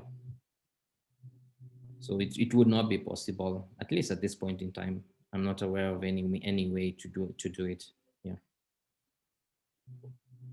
Did you had a follow-up question? I interrupted you. Yeah. Oh, another question. Yes. Sometimes there are plugins I've seen being hosted on GitHub directly. Yeah. I don't remember if you covered that. You only covered in hosting the plugin in the repos that are to do with Gradle. But how about when somebody doesn't want? Well, GitHub in a way is just another Maven. Sorry? So, GitHub in a way it's just another Maven. So think of it like just declaring it as a Maven, just saying it, giving it the password and the username. When you declare it in the repository section, then it would publish to that GitHub. So there's nothing special about GitHub because the way it works is just like the way any other Maven would work, and you would be able to publish your artifacts there just seamlessly like every other Maven repository. Yeah. Only so, that when you host on GitHub, if one day the repo is renamed or it's deleted, that project will be hanging with it will never find that plugin. I don't know why it's not mutable. I mean, immutability, like it should be a good thing for a Maven platform, but I guess that's a weakness for the GitHub platform then. Yeah. Because certain sites you cannot delete your artifacts once you've published it. So once it's there, it's there. Yeah. Yeah, anyway, I feel like Frank Tamri is saying like Flutter will create native code for Kotlin and you can always get it into the Android app and tinker with Gradle if you wanted to. Yeah. Yeah, of course. I mean, that was the thing I was asking, like, as long as you can be able to kind of have a way to integrate it, then you have a way of intercepting it and doing with it whatever you want. So it's definitely possible. Yeah.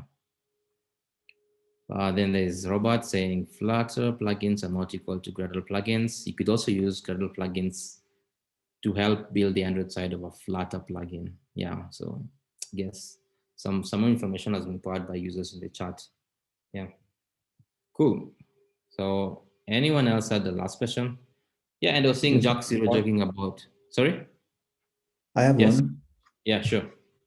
So I've seen you are using the class path to maybe declare your plugin.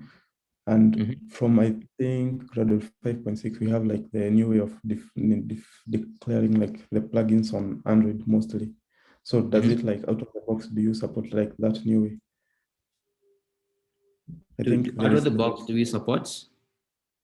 The new way for defining like the plugins where you don't have like that build script and class path way.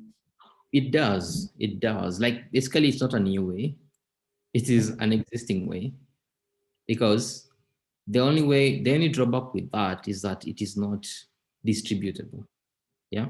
Like you have defined it specific to that project and any other project cannot use, any other project that wants to use it that sits in a different repository for that matter cannot use apply.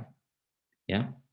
But the way I have it, it's sitting independently, can be pushed on its own repository and published independently as a plugin, and thereby it is distributable to any other project that would want to apply it. But what you're talking about is usually the build directory which you create under a project. The thing with that is that it is very specific to that project. Yeah. Well, unless you have some sort of way of playing around with it to publish it eventually. But the thing is that it is tied in terms of source control and in terms of version control to your other project.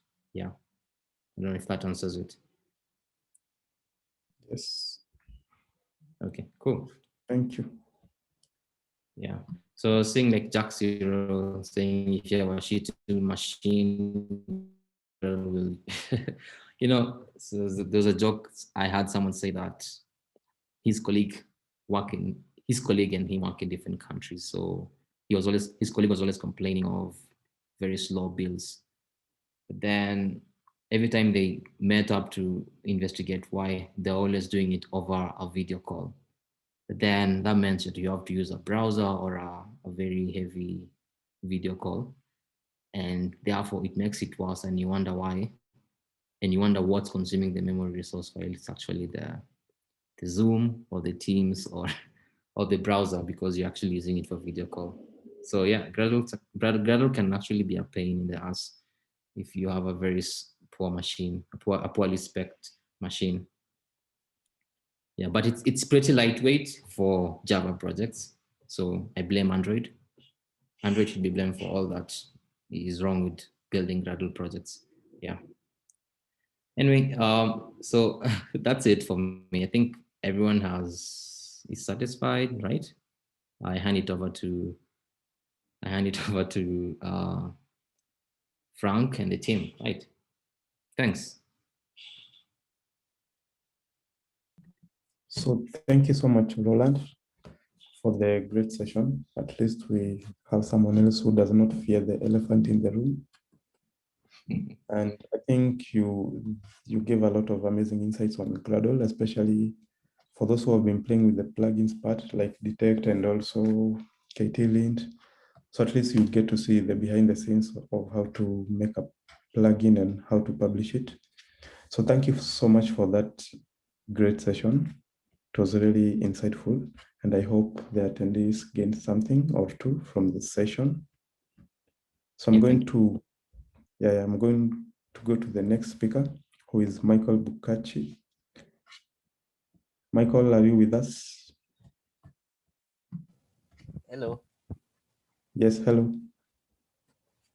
Hi, everyone. Hi, Haron. Hi, Frank.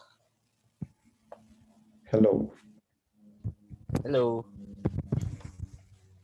Can you Yes, hear me? we can hear you. Yeah, yes. Great.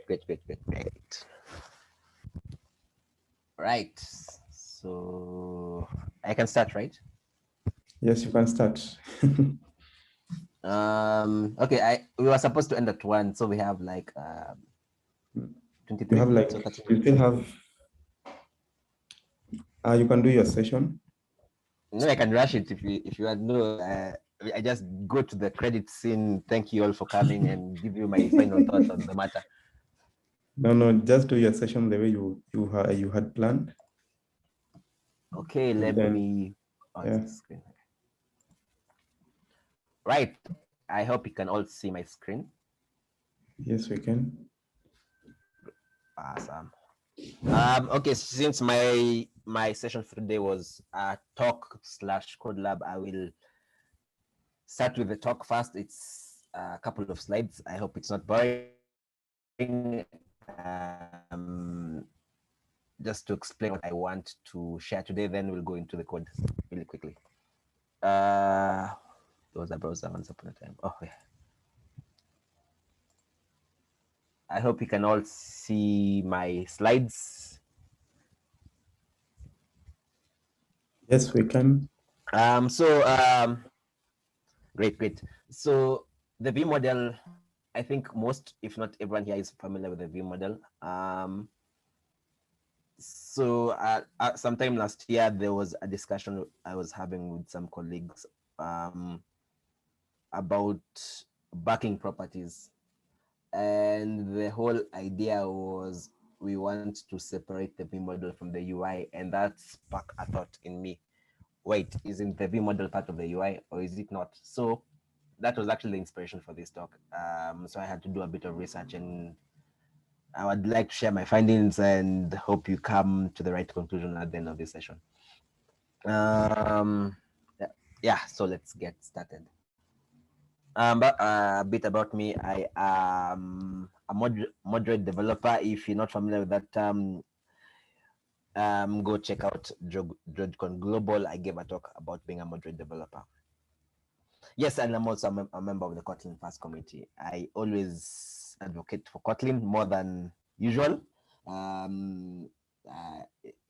think it's the greatest thing that ever happened to Android, and it has such a bright future in terms of what it enables developers to do currently and what it can enable developers to do in the future.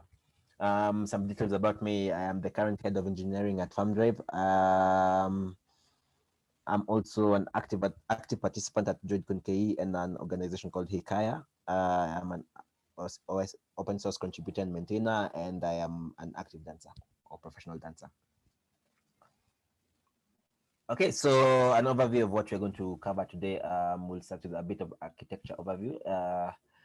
We will take a trip down memory lane of Android architectures. Then we'll go into the UI layer and try to define what is the UI layer. Try to understand what the UI layer is, its components, what it entails. Then we'll introduce the ViewModel into the picture and try to see where it fits into that UI layer. Then we'll get into the code. Okay. As usual, it shouldn't be one of my talks without this caption. So here's the picture. I found this very nice drawn, simple picture of an overview of architecture in Android since 2011 till 2019. They have not updated it for this year. I've provided all the links to where I got these images or any information at the credit section. So if you want to check out the full article, which I really suggest you do so, you can check it out. So just you can just take a look at this picture and just try to brief it in how Android has been. We have the 2011 to 2012 era, 2015 to 2017 era, 2018 to 2019 era. Then there's 2019 to 2021 era, which I will cover in the next slide. I will introduce some paradigms in the next slide. Great. So from past to present, the first time Android was introduced back in 2011 or 2010, developers or Android engineers or Android developers put everything in the activity or fragment. The concept of God classes was the thing. It was about single files. Put everything there. Just run the code, make sure the code is running. That was an era. It was a dark time for Android developers. Since the platform was new, things like clean code hadn't really been ported into the Android community, but they were to be ported eventually, since developers realized there was a lot of issues with putting everything in activities fragment, from separation of concerns to unit testing to easily organizing or structuring your code so that maintainability is easy. From that, we started with the MV things, or MV2s as some people usually call it. One of the popular ones was MVP, which was a variant of the MVC pattern from the web. MVP, which stands for Model View Presenter, was a paradigm which was introduced to actually help improve code organization and introduce separation of concerns. It was quite popular at the time. If you want more details about it, I've shared links to articles you can use for reference. After MVP came into place, MVVM was introduced. This was introduced by Google. Although I read somewhere that the ViewModel or MVVM architecture was not first introduced by Google, but it became popular because of Google's push and marketing. With the previous architecture choices, that is MVP or MVC, there were issues with lifecycle management. You found that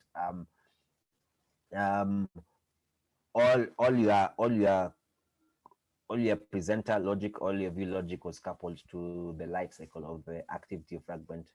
In situations where there was things like screen rotation, you find you had to reinitialize all your logic again. So for instance, if there were heavy operations such as DB calls or network calls, they had to be done again just simply because the screen rotated. And you find that for most people, you find the screen rotation sometimes is accidental. So it was a pain. So that's why the MVVM architecture was introduced.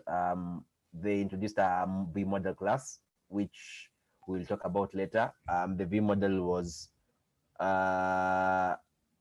meant to survive screen rotation or activity recreation, for lack of a better word. Yeah, and that was, I think, 2017, 2016. After that, that's 2019 to present, there has been a new pattern which was borrowed from React Native or the web people. That's the Redux pattern or the MVA pattern. It's all about immutability and state management. So it's meant to improve the MVVM architecture or the previous architectures. You can read more about it in the articles I've shared. Okay, let's talk about the UI layer. In summary, the UI layer is made up of components, the UI elements, and state. And maybe the ViewModel. We will find out whether it's the ViewModel is part of the UI layer or not. In terms of components, you have the activity, fragment, and view. I put view here because use of the fragment is not usually required to actually have a functional app. There are companies who have built their entire architecture or all their apps using view and avoided the fragment altogether. Since some developers actually say, there's a famous developer who actually says that the fragment is one of the biggest mistakes to be introduced into Android. He's partially correct, I would say. Yeah, but that's a debate for another day. We have UI elements. When I talk about UI elements, I talk about the widgets used to actually render information on your screen. Here I'm talking about the ways to do it, from defining code in XML to defining code in views that's using custom views or composables if you've started playing around with Jetpack Compose. Finally, the state. Every UI widget has some kind of state. Yes, every UI widget has some kind of state. From a button to indicate whether it has been clicked or not, to showing the ripple effect when a button is clicked, color, font size, background color. Every widget or every widget you see on the screen has some kind of state. And considering that all UI widgets are from the view class, all views have state and they manage their own internal state. For those who have worked with custom views, there's situations where you have to introduce some kind of state to show your custom view in a particular way or to present some kind of information on your custom view based on a specific state. Finally, we have the ViewModel. So is the ViewModel part of the UI layer or not? To answer that, let's go to the next slide. The ViewModel. Okay, according to the official documentation on Android developers, on the Android developer site, it says the ViewModel class is designed to store and manage UI-related data in a lifecycle conscious way. The ViewModel class allows data to survive configuration changes such as screen rotations. So let's pause right there and just analyze this statement or this sentence. Says the ViewModel class is designed to store and manage UI-related data in a lifecycle conscious way. So by it being a class which stores the state of the UI, does that make it part of the UI or not? Don't answer. Let's continue. The ViewModel class allows data to survive configuration changes such as screen rotations.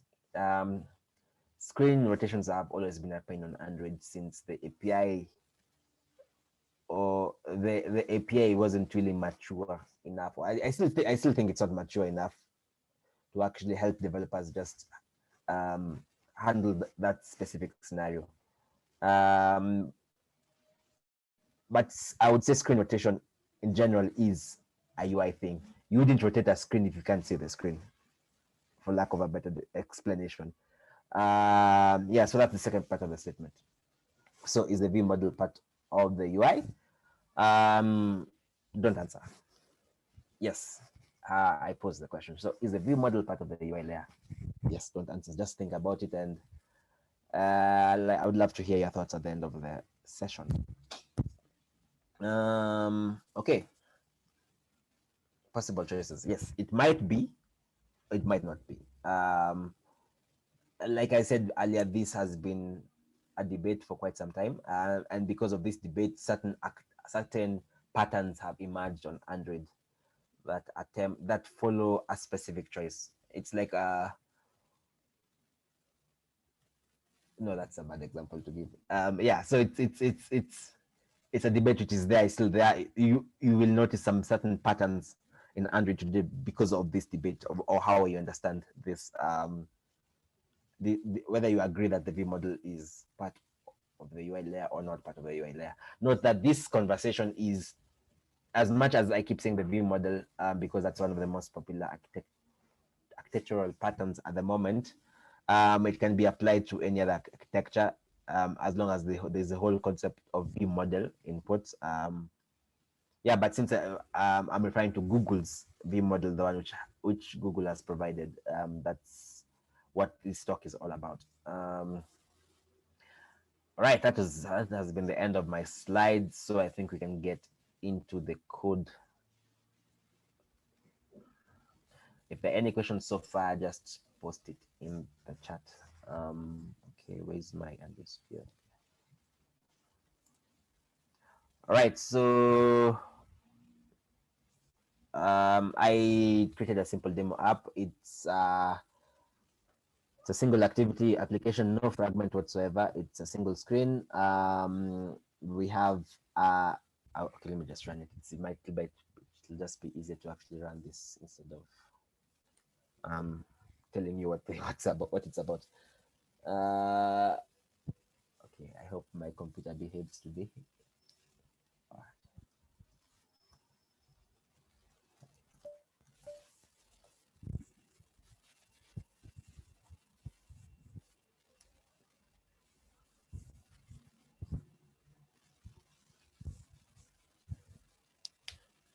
Right, so we have our device right here. There are some who can tell what device it is just from looking at the homepage. CC Harun. Okay, let me just run the app. Okay, I hope it runs quickly. Yeah, so as it runs, let me just, as I was saying earlier, it's a simple screen. It's a single activity, single screen. There's no fancy functionality. From the navigation, I hope the text is big enough for people to see. If it's not, maybe just increase a little bit. Okay. Yeah. Yes. So funny. Oh, here's a tip. If you want to zoom with your mouse, you can enable it in your editor. It's usually disabled by default, which is really odd, but you can actually enable zooming using your mouse wheel on the editor, which is a very, very handy instead of the other method of, I don't know, is it usually shift you type font zoom, then I don't know, it's a very long process. So you can try that. Yeah, so here it's a single activity. We have the activity, we have the ViewModel. The ViewModel takes one parameter in its constructor, which is a repo I will show you shortly. Below we have the ViewModel factory for the main ViewModel. It's responsible for creating and providing an instance of this ViewModel. Finally, we have our repo, the usual implementation. We have an interface in its implementation or its default implementation. We are passing the interface to the ViewModel constructor. We have our tests. Our tests. I remember someone commented that Michael will obviously talk about tests. Yes, it can't be one of my talks without mentioning testing. But yeah, here is the test. This is the ViewModel test. It just tests if the live data or the live data property of the ViewModel is updated when you fetch data from a repo. Yeah, we have a fake repo. We have a fake. I opted not to use a mock library this time because it's for this presentation. We have a fake repo which we use to pass into the ViewModel, and finally we have our tests running right here. Yeah, so it's still running. My computer decided not to behave today. Oh, it's fine. Okay, it's decided to run. Let's see.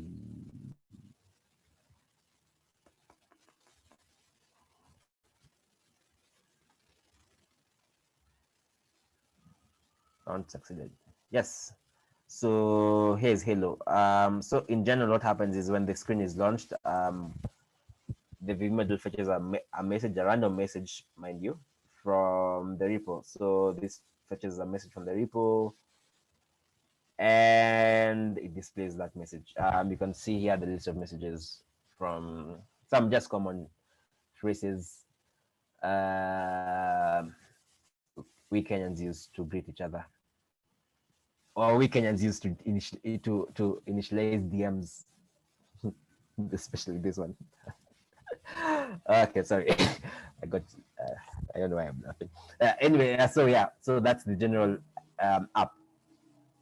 To answer our question, is the ViewModel part of the UI layer?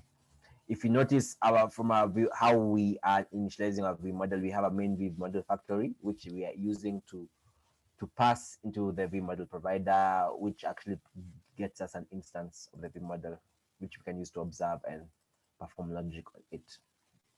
To go to the ViewModel, you will notice that there's two properties or two similar properties.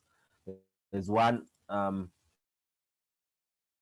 live data we have defined, which is public and can be accessed from the activity, and there's another one which has a backing property, which I've defined. I'm not observing this one at the moment, but yeah.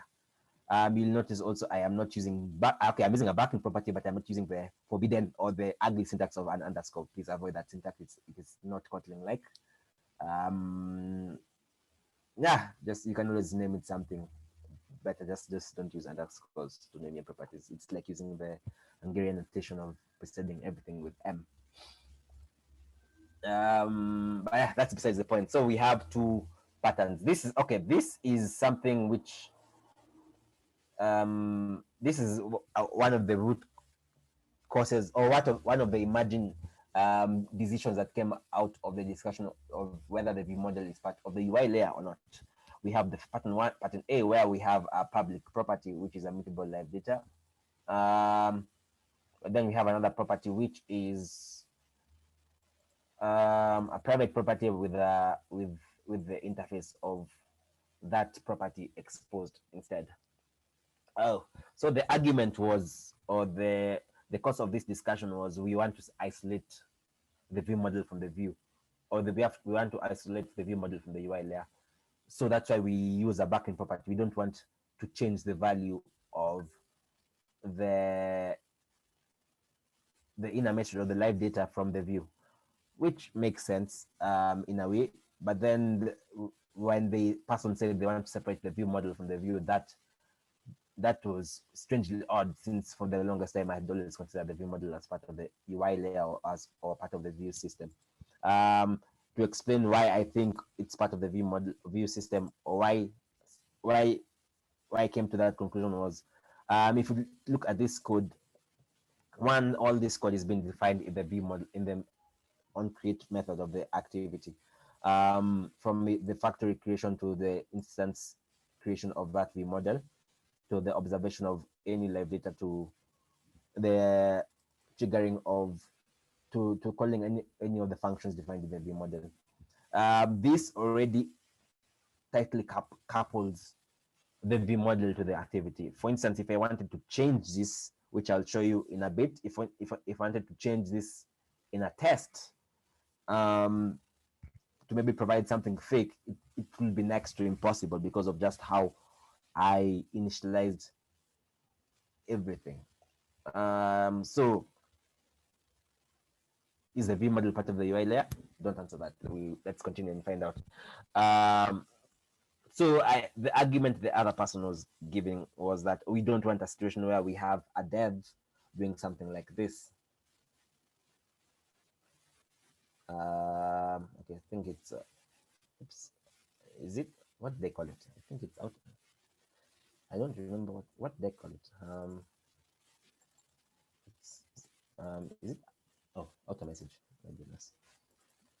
So yeah, so we don't want a situation where a dev does this. Since we're exposing the interface and not the implementation, you can even see we don't even have that. Can we set? Can we? Wait, we can't even set that, can we? No, we can't.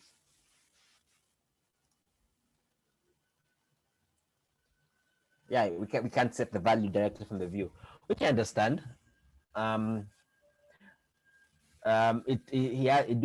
It's generally not a good idea, or it's really encouraged to keep the UI dumb, or okay, not UI dumb, the activity or the fragment or the view component dumb. They should not be changing state directly. They should trigger state maybe through the ViewModel function or through an action if you're using the Redux pattern. It's one of those situations where the view letter is not to do anything. It's you just sit there and be pretty, look nice situation, receive orders and act accordingly. That's a fair point, I would say. However, I think often as developers we overlook the fact that we are supposed to discipline of how we write our code does not just come from implementing restrictions from the code side. There's also that mental discipline of, okay, you're not supposed to do this. So for instance, if you're aware that you're not supposed to change the state of the view or the state from the view components, you wouldn't directly decide to change the message value from here. For instance, we wouldn't do this just because we can. You should know you're not supposed to do that. It's one of those things you just have to note as a developer, especially if you want to have a good grasp of best practices. You just don't do it. So the other person or the argument was on that specific day, or the debate was, yeah, but then what if you have a new person into the team and they're not familiar with the code base? They might do that and it might cause a lot of problems. True, that might happen. But then I also feel as veterans in this field, or as experienced Android engineers and developers, it's our job or task to pass on this good practices to new people in the industry. It's not a matter of just implementing checks and balances in your project and CI environments to prevent bad practices. It's also about sharing that knowledge.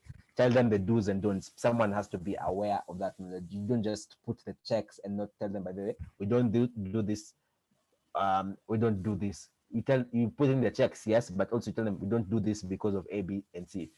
It's always about making sure that the new people who join a team grow, and also they grow. So since one day they will become the teachers and not just the doers. They'll be sharing the knowledge that they learned. And if you don't take the opportunity to actually share that knowledge with them, we are dooming the next generation of developers and engineers. So yeah, it's okay to put checks and balances. I think that's why the backing property was introduced. However, I feel that using this still works as long as you make sure that the person is aware of what not to do when you have this opportunity. I think there's a quote that goes somewhere. It's discipline or something. It's when you choose not to do something though you have the power to do it. I don't remember the quote or the person who said it. I will research on it and add it to the slide. But yeah, so I'm usually against backing properties. This is just exact syntax. I have to add an extra line of code for every single live data property. So can you imagine you have 10 or 20 or 15 live data properties in a single view model? So that times 2, that's like 30 lines of code you have to add, which is not a measurement of productivity. Like, number of lines written or LOC is not really a measure of productivity. But as developers, we are supposed to be lazy. Typing less is really a better option. And I personally always choose option A over option B because I'm fully aware that there are things I'm not supposed to do. With this opportunity, there are things I'm not supposed to do. Yeah, so that was one of the reasons. One of the discussions that led from the whole conversation of whether the ViewModel was part of the UI layer or not. Besides the fact that besides the point of creating a line or a distinct line between the ViewModel and the activity fragment, there's that whole aspect of best practices, separation of concerns. There should be boundaries between your layers. Okay, but then if there's a boundary between a layer, so based on the fact that the ViewModel is tightly coupled to the activity or the fragment. In fact, I would say okay, I'm not sure, I've never done this before, but has anyone ever used the ViewModel outside the scope of an activity or a fragment? Has anyone tried it before? Like, is there a use case for that? Please leave a comment in the chat so that maybe we can have that discussion about that. But as I was saying, as I was saying earlier, the ViewModel is usually very tightly coupled to the fragment or the activity. In fact, if you notice that it was designed, it was actually created to solve some problems with the fragment or fragment and activities. So it was meant for the activity and the fragment. It's like the shoelaces to the shoes. I know that's a very lame example, but yeah. So by someone saying is the view so by someone saying that we are supposed to separate the ViewModel from the view, does it raises a lot of questions, since the whole class or the whole architecture was designed for those two to work together. Maybe there might be a use case where maybe you want to test a ViewModel in isolation. That's fine. I should do the test for the ViewModel. It should be possible to test one component without the other. That I do understand. Every class or every unit should be able to be tested in isolation, providing the respective dependencies for that unit and being able to test that unit. That's a very reasonable scenario, and I wholeheartedly agree. However, let's look at this other test. So we have a test for the main activity or the screen, which I just showed you. I have not defined the logic, but I've put bootstrap some code. So the whole idea of this test is we want to test that the text is shown on the screen. We start off by initializing our activity. Then here comes the problem. First let's go back to the ViewModel. Here we are fetching a message from the repo. If you go to the implementation of the repo of that get message function, we're getting a random text. So one, we cannot rely on the default implementation of the repo to make a definitive test. Sorry. So for instance, if you always wanted to see that our text view shows the message hi always, we can't do that because the message returned is random. So the ideal scenario for this would be to provide a fake implementation, just like we did when testing the view model, and provide a definitive way of always making sure the test always runs based on specific parameters. If you go to activity, we can't do that. One, why? Because one, the scope of the view model is function based. We can't change the implementation of the function. I mean, we could, but then that would mean we'd have to override the entire onCreate function, which would not be ideal. So that's problem number one. Problem number two,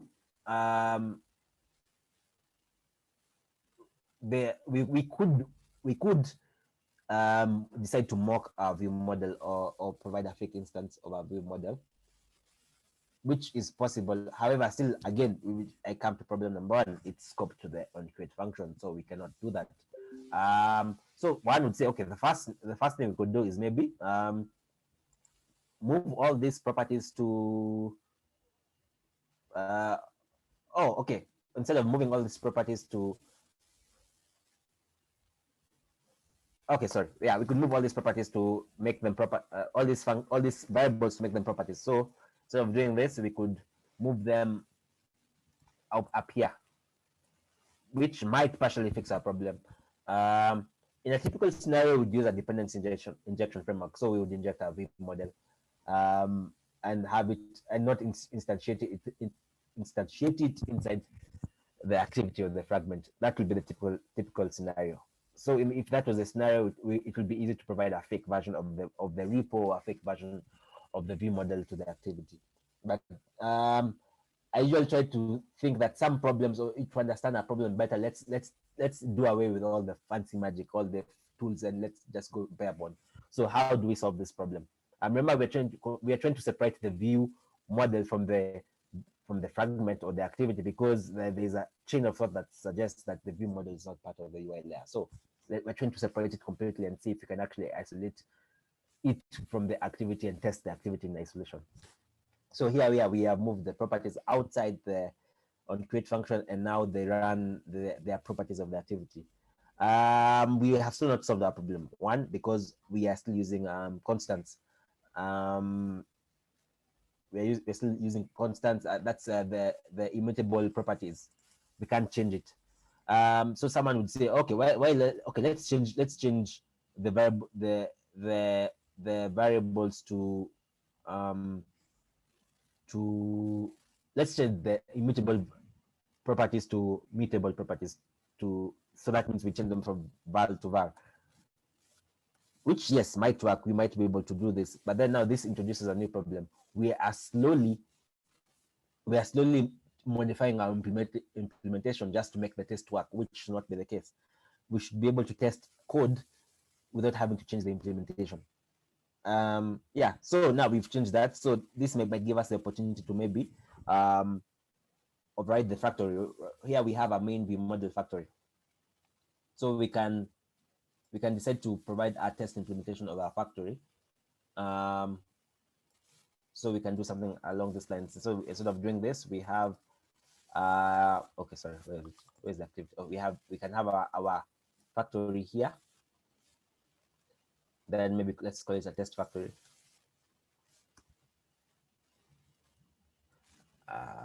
Is it test? Oh, okay. Factory. Then instead of providing this repo, we can borrow a fake repo from the message with, okay, yeah, our original fake repo. Let me just zoom that so you can see. Pre-declaration. Okay, let's add. It's supposed to attach to the different package. So yeah, we are passing in our fake repo in when using our test factory. Then inside our activity, we can decide to say ViewModel factory. We change it to our test factory. Great. Did we try? Yes, so now we have a new problem. The fact that we have not defined the type to the interface, it means that we were bounding the implementation to the variable. So we have to change that. Yet another change we're not supposed to do just to make the test work. So we've done that. We've changed that. Yes, now we've managed to change the factory. Then now we want to initialize. Okay, yeah. So we've changed the factory, meaning when our activity starts, it will. Oh, where are we? When our activity starts, it will make use of. Maybe okay. Now that I think about it, I don't think we needed to change this, but yeah. Let's keep it down here. Yeah, we've changed the factory, so now when our activity starts, it will use this factory, which we've overridden in our test to create the ViewModel instance, and then we can use that to make some assertions. So an activity we've replaced it with our test factory. So now we need to write our test. So I hope I remember correctly how to do this. So using Espresso, so I think it would be something along the lines of I think it's on view, if I'm not wrong. Then we need to, I think we need to use the ID, since we need to look for that specific ID.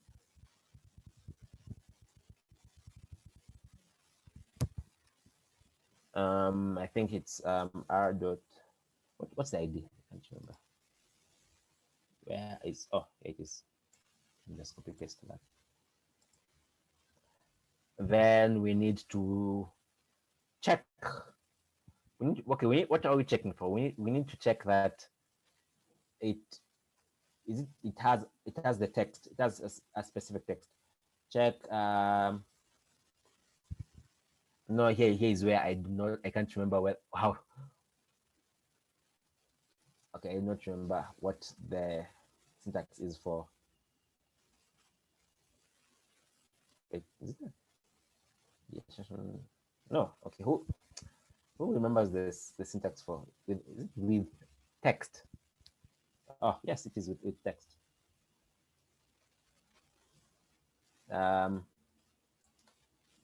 It's test. Wait, did we try it?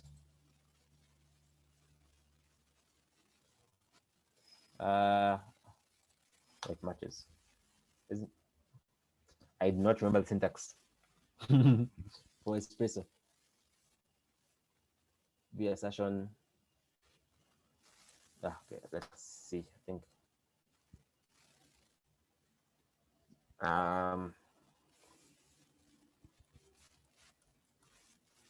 the assertion, it's an interface, so what's I don't remember.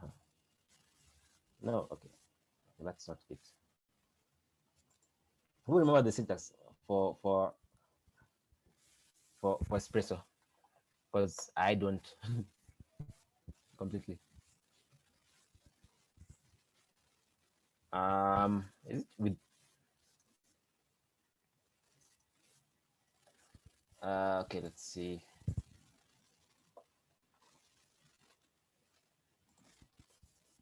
I think it's matches, if I'm not wrong. I think check. Oh, okay, it's supposed to be matches.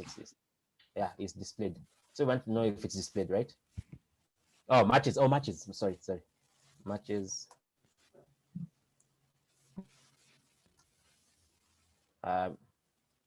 Which is it? Oh, Espresso, yeah. Oh, so we want some with text and ID match is displayed. Okay, so let's start with that. Let's just see if our test will run. Is our UI. Let's run the test. So first thing we need to test is, okay, I usually, when I'm writing my tests, I usually go incremental. I don't try to test everything at once. I try to go step by step. So the first thing we want just to test is, is our text view displayed? Yes, is our text view displayed? So that's the first thing I want to test. So let's let it run. Let's hope it runs quickly. Then the next thing we'd want to do, we want to test if our text view actually displays the text test that is based off our fake implementation. So yeah, let's build who has a good Android joke. Oh.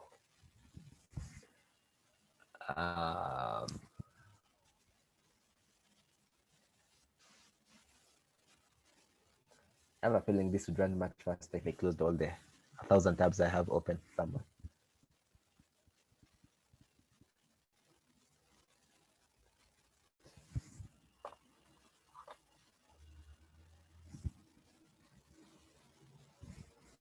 It's taking forever to run. Or maybe I should have run this test. This is not what you call the typical definition of live coding. Writing code you've not written before and running it for the first time. Oh, it's finally running. Let's see if it actually runs if our test passes.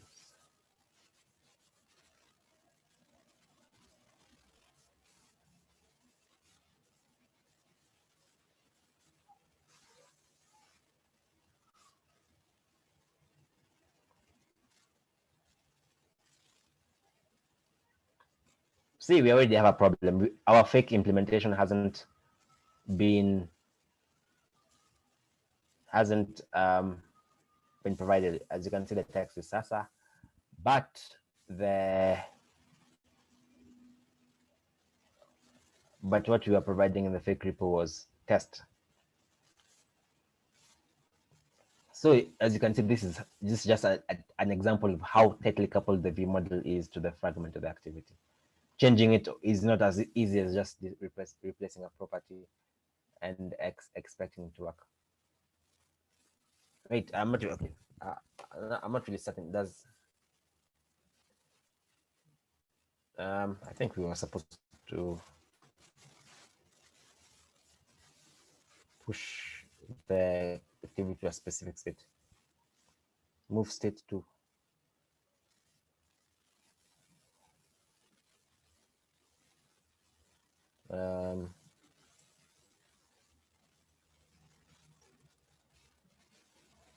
Yeah, okay. Oh, okay. So maybe we're supposed to move the test outside the on activity. We just have to replace that. So we move it to state. Then I thought this was supposed to crash. Since when does an activity a test run for this long? I mean, let's run the test again. Yeah. So as you notice, the ViewModel is very tightly coupled to the view fragment or activity. It's not easy to just replace it, especially if you're not using a DI framework or a service locator, as some of them call it. You'll notice that if you were to do raw implementation without using any of those frameworks, you have to cut a lot of corners. One, we had to change the implementation of our activity, which is usually okay sometimes, because when you want to start introducing things like unit testing or testing your UI, you have to refactor your code to make sure that it actually runs the way it's supposed to run. But however, that really is not recommended, especially when you're dealing with the activity or the fragment.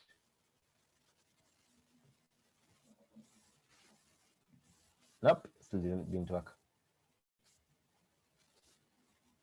So as you can see, it's very hard. We can't change the ViewModel instance or whatever, or the repo instance, just by changing a property in the activity. It doesn't just work out of the box. This should tell you one thing, that the ViewModel is not an isolated component on its own. It doesn't. It's you can't say that it belongs outside the UI layer, because if it was outside the UI layer, it will be easy to test or easy to change without using any framework. The fact that it's not introduces a couple of questions, or it answers some questions, that it is indeed part of the UI layer, or at least I think it's based on this test. It tells me that by the ViewModel is part of the UI layer because it's tightly coupled to the fragment or activity. Also, you'll notice that most of the time when running espresso tests, you will see that you will see that we don't touch the ViewModel. In fact, you'll notice that most of the time the fake part is really the repo that is actually touched or changed. The ViewModel is never touched. It's always as if, yeah, we know that it's like an extension of the fragment or activity. We don't touch that. We consider those two as a unit, one unit. Let's change the dependencies of the ViewModel instead of changing the ViewModel. So by that virtue alone, you should consider the ViewModel as part of the UI layer. For me, I approach this question from a perspective of testing, since for me it's how easy can the question of how easy can I test this code is usually guides most of my decisions, and in terms of architecture and patterns I will use. So the fact that I can't change or test the ViewModel easily, or test the UI easily without the ViewModel, or without changing the ViewModel, it answered the question that, for me at least, that the ViewModel is indeed part of the UI layer. I don't know if anyone has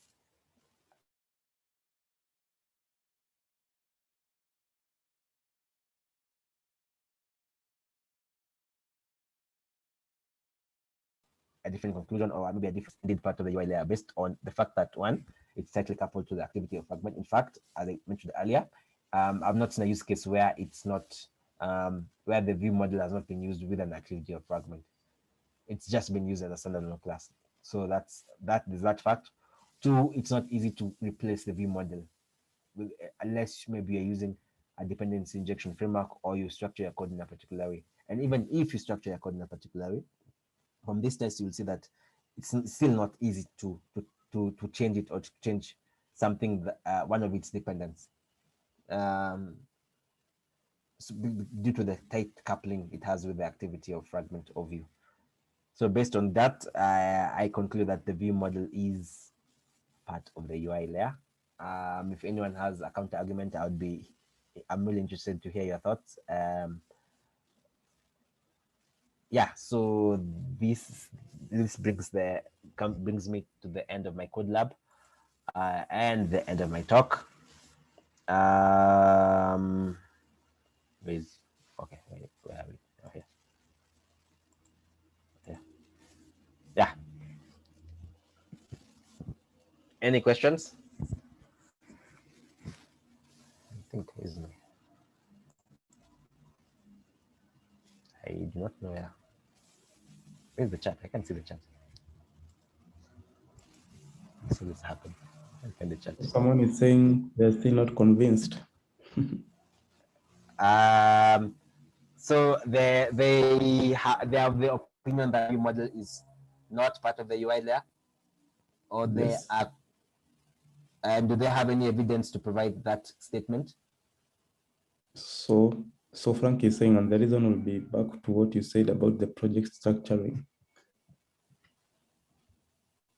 Oh, project structure. Yes. This, for instance, this test was very unique to the ViewModel, the one Android provides.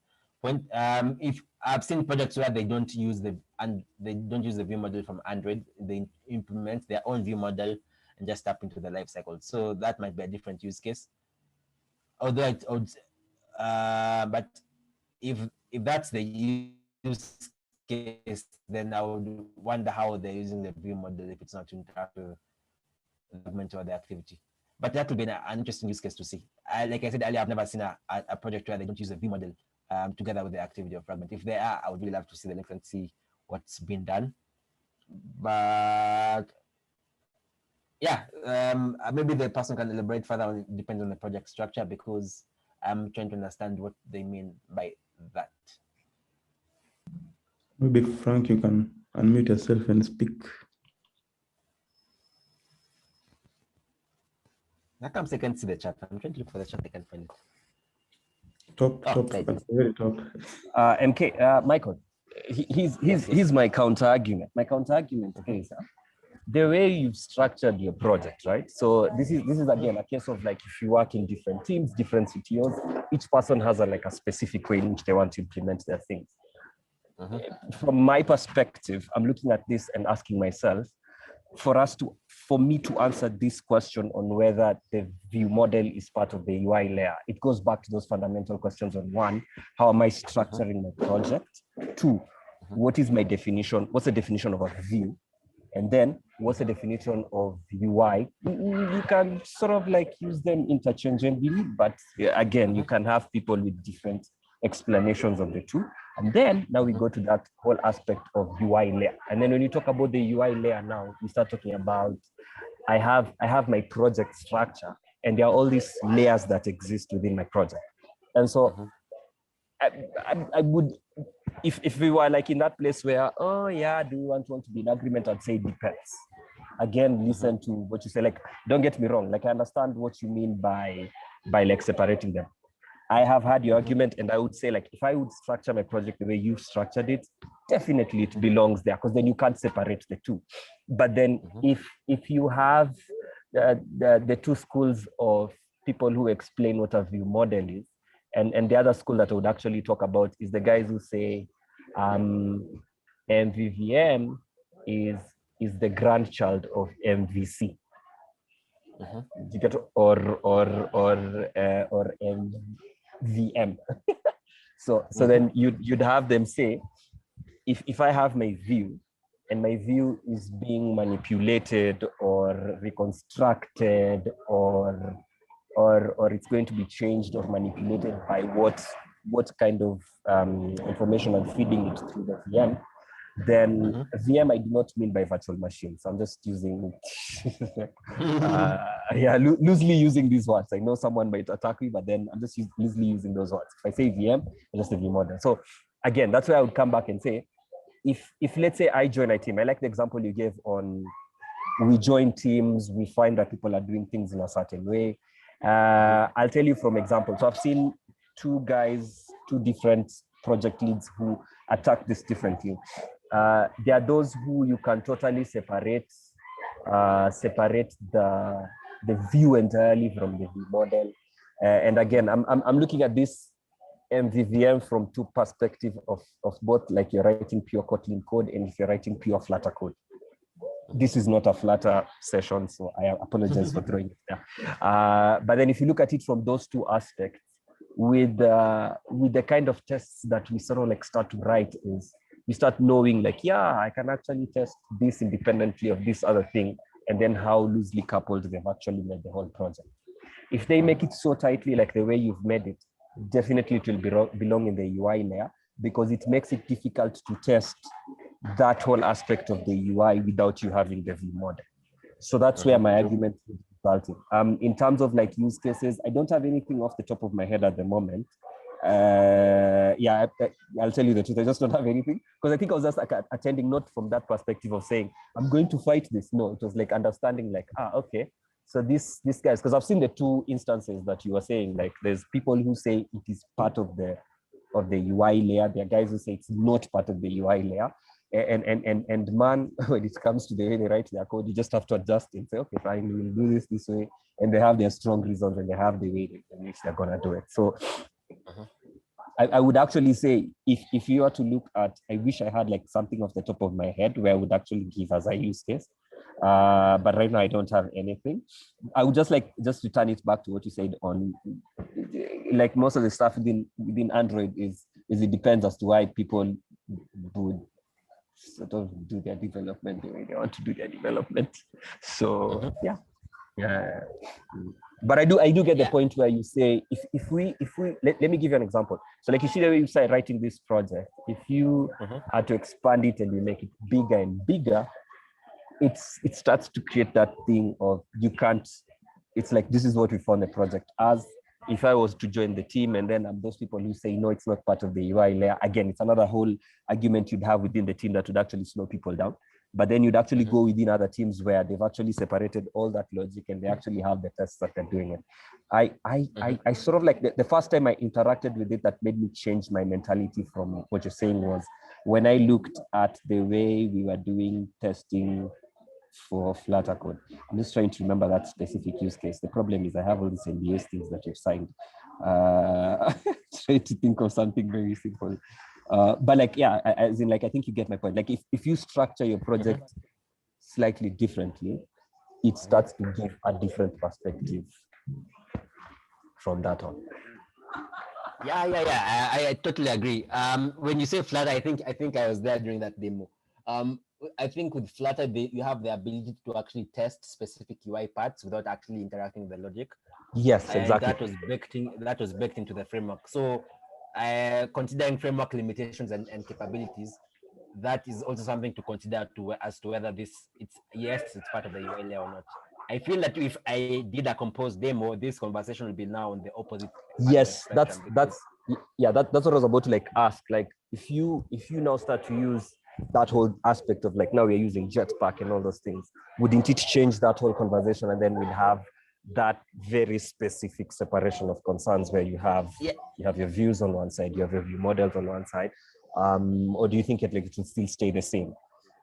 I think it would change the narrative because Compose is completely different from the way we write our current Android application. I think even I would say Compose is closer to the way Flutter does it. I think that was the aim before. That has always been the final aim, to be able to actually deal with the UI and just the UI without thinking about where the data is coming from. So I think that has always been the aim. If that's the case, then I would say no, yes, the ViewModel is not part of the UI layer because the framework or the tooling you're using at the moment enables it not to be. Currently, with the current tooling, as it is for Android, that's from a Kotlin Java's perspective, it is because of the limitation of how the tooling of the framework limits us to. We cannot use the ViewModel, or we cannot test the UI or the activity without binding it to something else. Otherwise, your activity will have no state whatsoever. So considering framework and tooling actually changes the narrative of this discussion as to whether it's part of the UI layer or not part of the UI layer.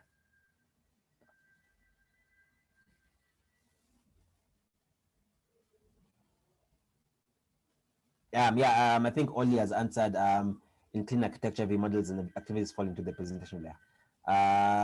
Domains contain use cases and data layer data layer repository interfaces and data models and repo implementations. Yes. I agree also. But I would say the limitation is because of the current tooling and framework. It's a limitation of the current tooling and framework. So now these are the things to actually consider when forming or when bootstrapping a new project, because the framework you use or the tooling you decide to go with, or the language, for instance, if you're deciding to start a new project and you have to choose between Flutter or Kotlin, these are the things which will affect your workflow. Because by choosing a specific tooling or framework, it enables some capabilities or introduces some limitations. For instance, based on this project, this small project I've shown you, the fact that we're not using a dependency injection framework introduces a couple of new limitations. For instance, we can't separate the ViewModel from the activity or the fragment because you can't inject it or provide a fake. We can't change the dependency of a ViewModel from the activity. All those limitations. So choice of framework, choice of tooling actually affects how you actually do your workflow, how you test your applications, or how you develop your applications. So that's always something to consider when starting a project or when deciding on embarking on a new project using a specific language. You always have to consider these factors, and most of the time teams tend to actually discover them down the line. It's always good to actually try to do like a like a foresight. No, okay, we want to use Flutter. What do we get out of the box? What don't we get out of the box? Or we want to use Jetpack Compose. What are we forgoing, or what are we gaining? Because down the line, these are the decisions that will actually affect you, how you code. It's not just always just about how you code. It's about the decisions you made at the start. You can imagine being on a 2-year project and not going back. For instance, maybe you are using RX, and maybe there's some limitation to RX, and you want to replace it with maybe Kotlin flows. But because it's a 2-year project, that's not going to be an easy decision to make or to revert. So yeah, it always comes down to tooling and choice of framework. It's very important to actually do some research to actually find what's favorable for your team, and think long term. In 2 or 3 years, will we be able to change this? Or because of this tooling or this framework, will we be able to cope with the limitations or of what it provides? Yeah. Are there any questions or any statements? I don't think so. If there are none, I think I'm done, Harun. I will share the slides or provide a link to the slides so you can check them out, and also check the links I provided. Yeah, that's it from me. Thank you for attending my session. It was an honor to present and have this debate or this very questionable discussion. Back to you, Harun. Thank you so much, Michael, for the great session and for the poking our minds on this ViewModel part of the UI layer and sharing the great insights along the way. And of course, writing some tests. A lot of people have been requesting that. So thank you so much. So I think, as I mentioned, so I have a couple of other people. I think I'll want Candy, maybe you can speak and then I'll wrap it up. Candy, can you hear me?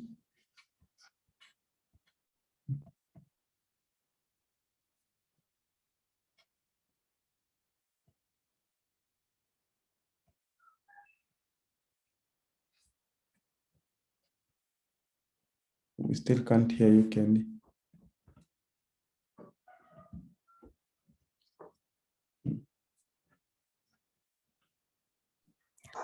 Hi Harun, can you hear me? Yes, I can hear you. Oh, okay. Thank you so much, guys, for attending our session today. It was quite an honor to host all of you, to host Mike from Huawei, Rowland. That was an amazing session, a deep dive into Gradle plugging and publishing APIs. It was quite informative and really, really deep. For people like us who are scared of Gradle, you really made it seamless. We are really, really thankful. Thank you so much, Michael Bukachi, for an amazing session today.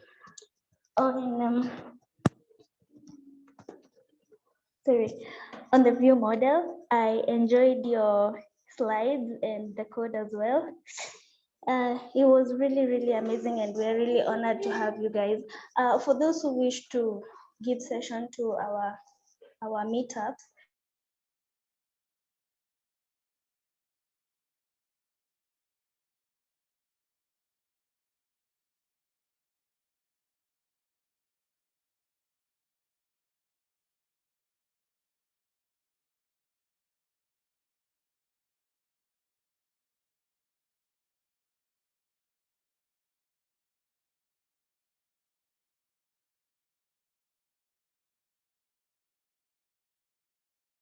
would really love to give feedback. Thank you so much, guys, for sticking with us. It was really an honor to have you all. Back to you, Harun. Okay, thank you so much, Candy. She's one of the organizers together with Frank. So as she said, it's one thing to organize a meetup and it's another thing to have great attendees and in numbers. So thank you all for those who attended. That is for all the attendees today and our previous meetups. Also, a big thank you to the speakers for the amazing sessions. Also, it's one thing to have attendees and it's another thing to have the speakers. And also a big thanks to Frank and also Kenny for being behind the scenes and organizing everything and making it possible. So as I said, we have the April meetup with the Huawei team, just exclusively with Huawei, just to get to a deep dive on maybe what they have. And also, we also have the other meetup. I've shared the link to, maybe in case you want to speak, maybe as you've seen, we have Michael, we have Roland. In case you want to give such sessions, we are always happy to have more speakers on board. So please submit. And as we said, we are focusing more on quality, and you've seen the sessions we're having. We do not discriminate. Once you submit a session, we just take a quick look, and then normally we don't have rejected session so far. So please submit for your speaker session, and we have our Telegram channels. That is where we mostly communicate. Look out for the hackathon next month. Yeah, and thank you everyone. In case you have any suggestion, feel free to reach out to Frank, Candy, or I. Thank you guys.